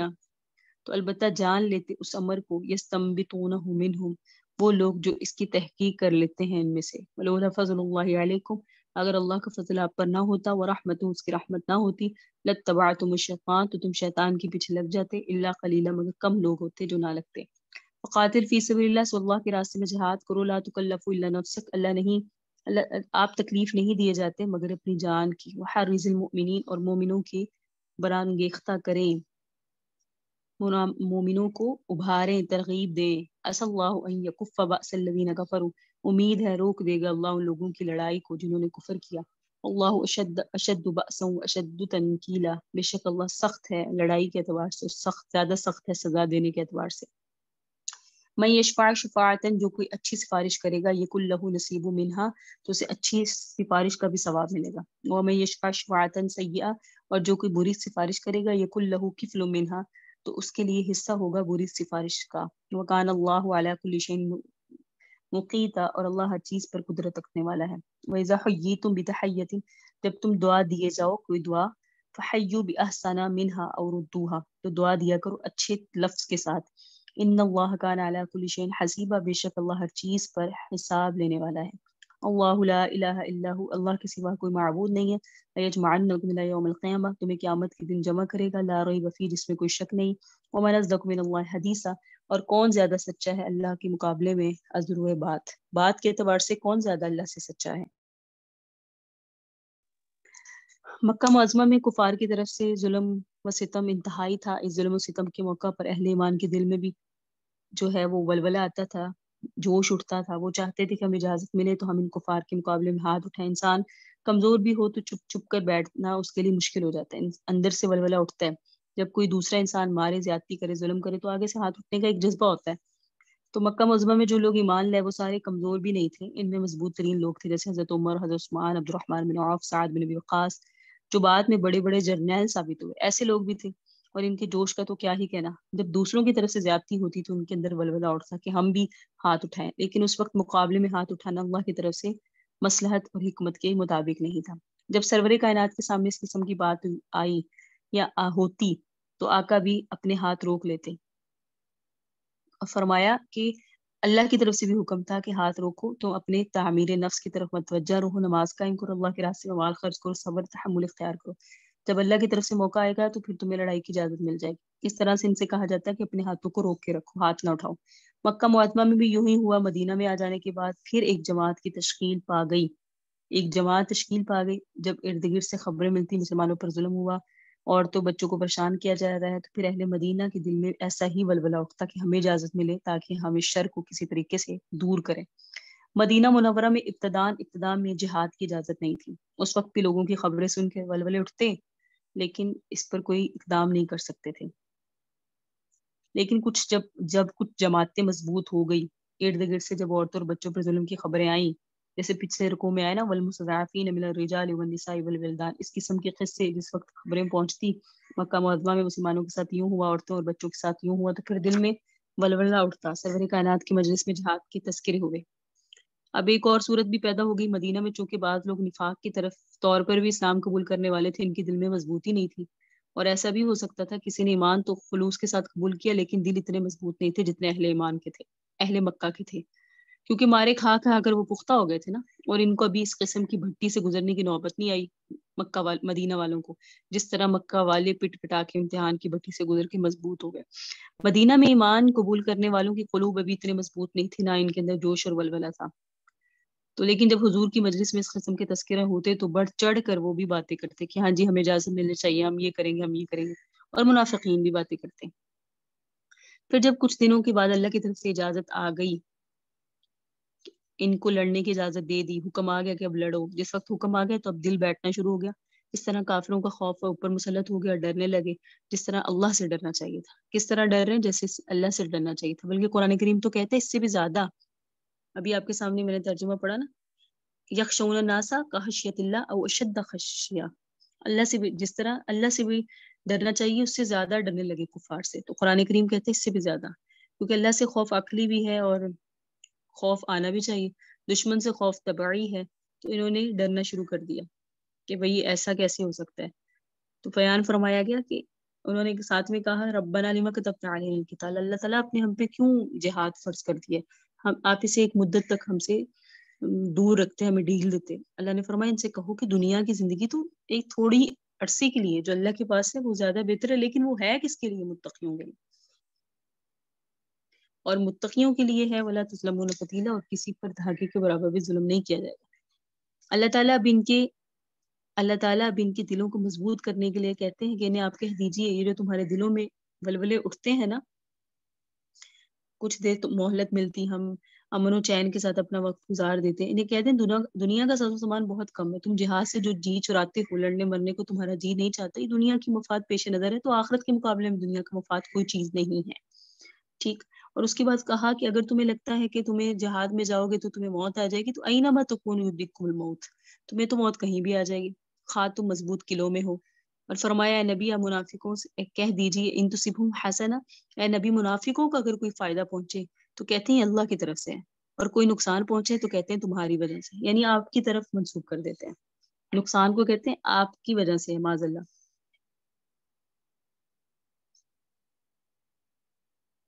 اگر ان کو کوئی اچھی حالت پہنچتی تو کہتی ہے اللہ کی جانب سے، یعنی ان میں آپ کا کوئی کمال نہیں، قدرتی طور پہ یہ نتیجہ سامنے آ گیا، یعنی آپ کی کمال کی نفی کرتے ہیں۔ اور اگر ان کو کوئی بری حالت پہنچتی ہے تو کہتے ہیں تیری نحوست ہے معاذ اللہ، آپ کی بد انتظامی ہے، بے تدبیری ہے۔ آپ کہہ دیجیے حقیقت کے اعتبار سے سب اللہ کی جانب سے ہے، لوگوں کو کیا ہو گیا کہ بات سمجھنے کے قریب ہی نہیں، یعنی ظاہری اعتبار سے جو کچھ تو اچھی حالت پہنچے وہ بھی اللہ کی جانب سے ہے، اور جو تمہارے عمل یا تمہاری تدبیر اس درجے میں نہیں ہوتی، اس کامیابی کو حاصل کرنے میں تمہارا کوئی کمال نہیں ہے، اور جو کوئی بری حالت پہنچے تو ہر انسان سے کہا جائے کہ تیرے اپنے نفس کی طرف سے ہے، غور کر کے دیکھو اپنی کوئی نہ کوئی کوتاہی ہے جس کے نتیجے میں وہ نقصان پہنچا ہے، آقا کی وجہ سے نہیں پہنچا، تمہیں جو نقصان پہنچا وہ تمہارے کسی معاملے کی وجہ سے پہنچا ہے۔ پھر فرمایا یہ ما اصابک من حسنۃ فمن اللہ وما اصابک من سیئۃ فمن نفسک،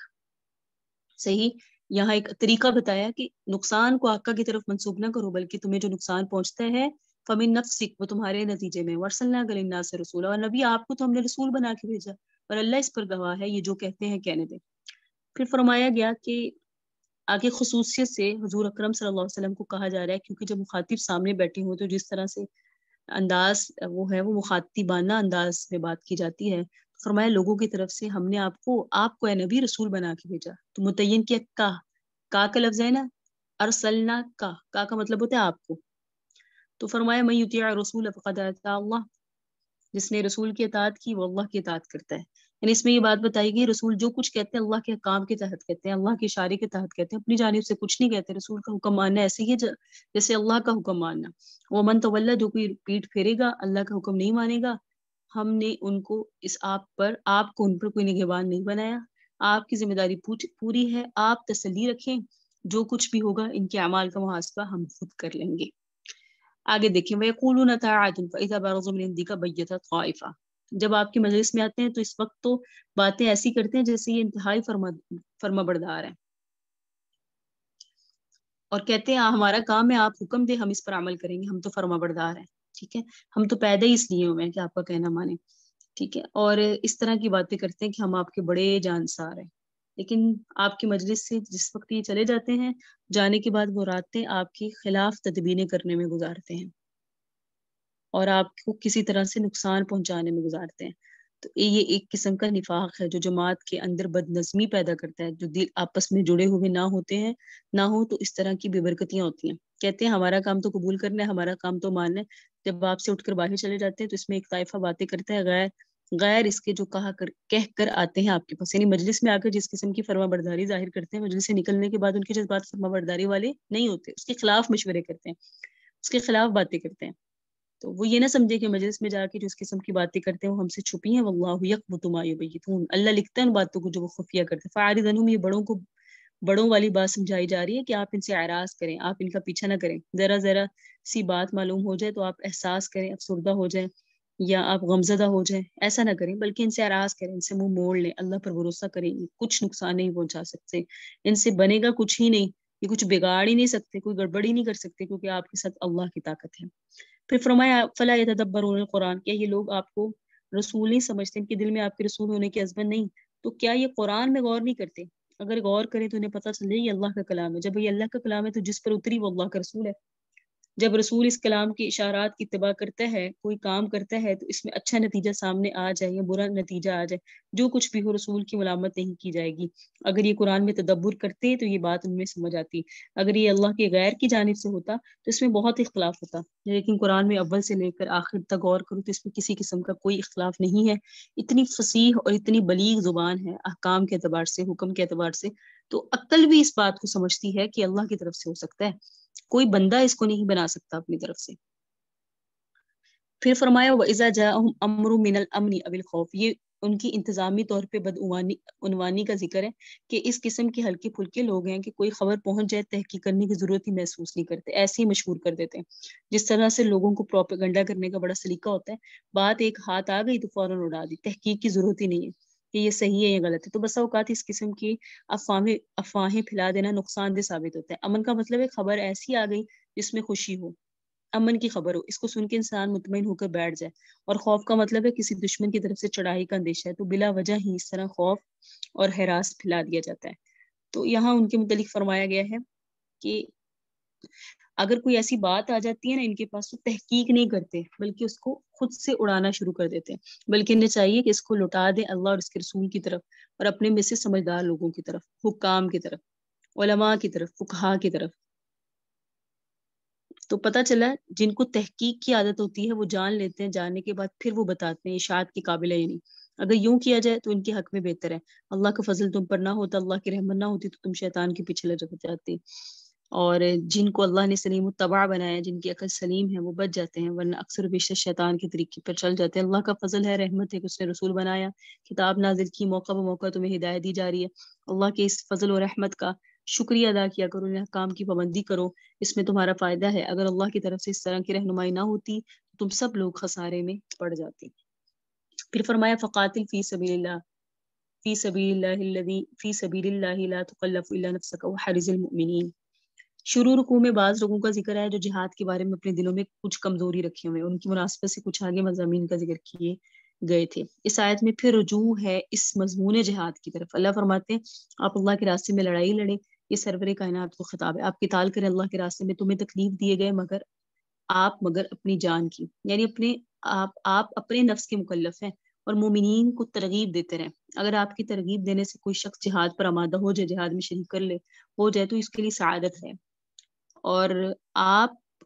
صرف ترغیب دیں اس جہاد کے معاملے میں. اگر کوئی کوتاہی کرتا ہے تو آپ پر کوئی ذمہ داری نہیں ہے. اگر آپ اکیلے بھی اللہ کے راستے میں لڑنے کے لیے نکل جائیں تو اللہ کی نصرت آپ کے ساتھ ہوگی، اللہ آپ کو فتح دے گا. امید ہے، قریب ہے، یعنی امید کی جا سکتی ہے. جب اللہ کسی چیز کی امید دلائے تو اللہ کی طرف سے وعدہ ہوتا ہے. یہ بات قریب ہے کہ اللہ روک دے ان لوگوں کی لڑائی جنہوں نے کفر کیا. اللہ سخت لڑائی والا اور سخت سزا دینے والا ہے.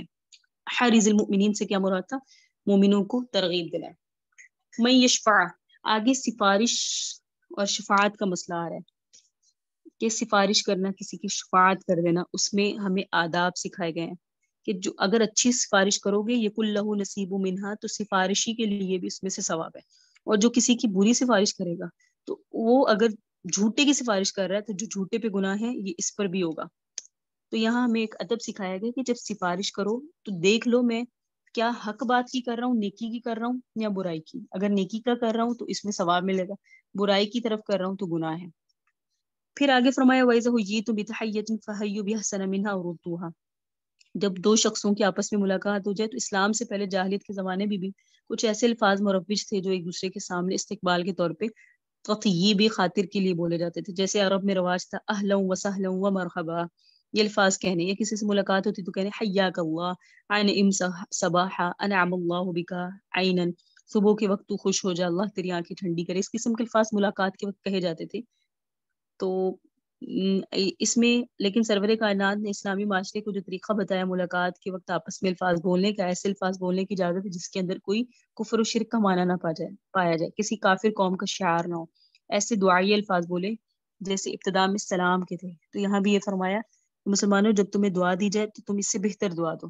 یا کم از کم اس کو لٹا دو. اس میں یہ بھی طریقہ بیان کیا کہ جب کوئی کہے جزاکم اللہ تو تم اس میں بھی ایسے الفاظ بولو، تمہارے ساتھ کوئی اچھا کرے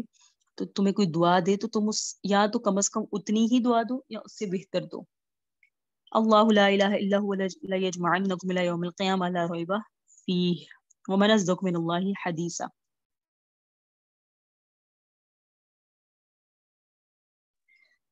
اللہ کے سوا کوئی معبود نہیں، اللہ کے سوا کوئی معبود نہیں، کوئی معبود نہیں مگر وہی. البتہ ضرور جمع کرے گا وہ تمہیں قیامت کے دن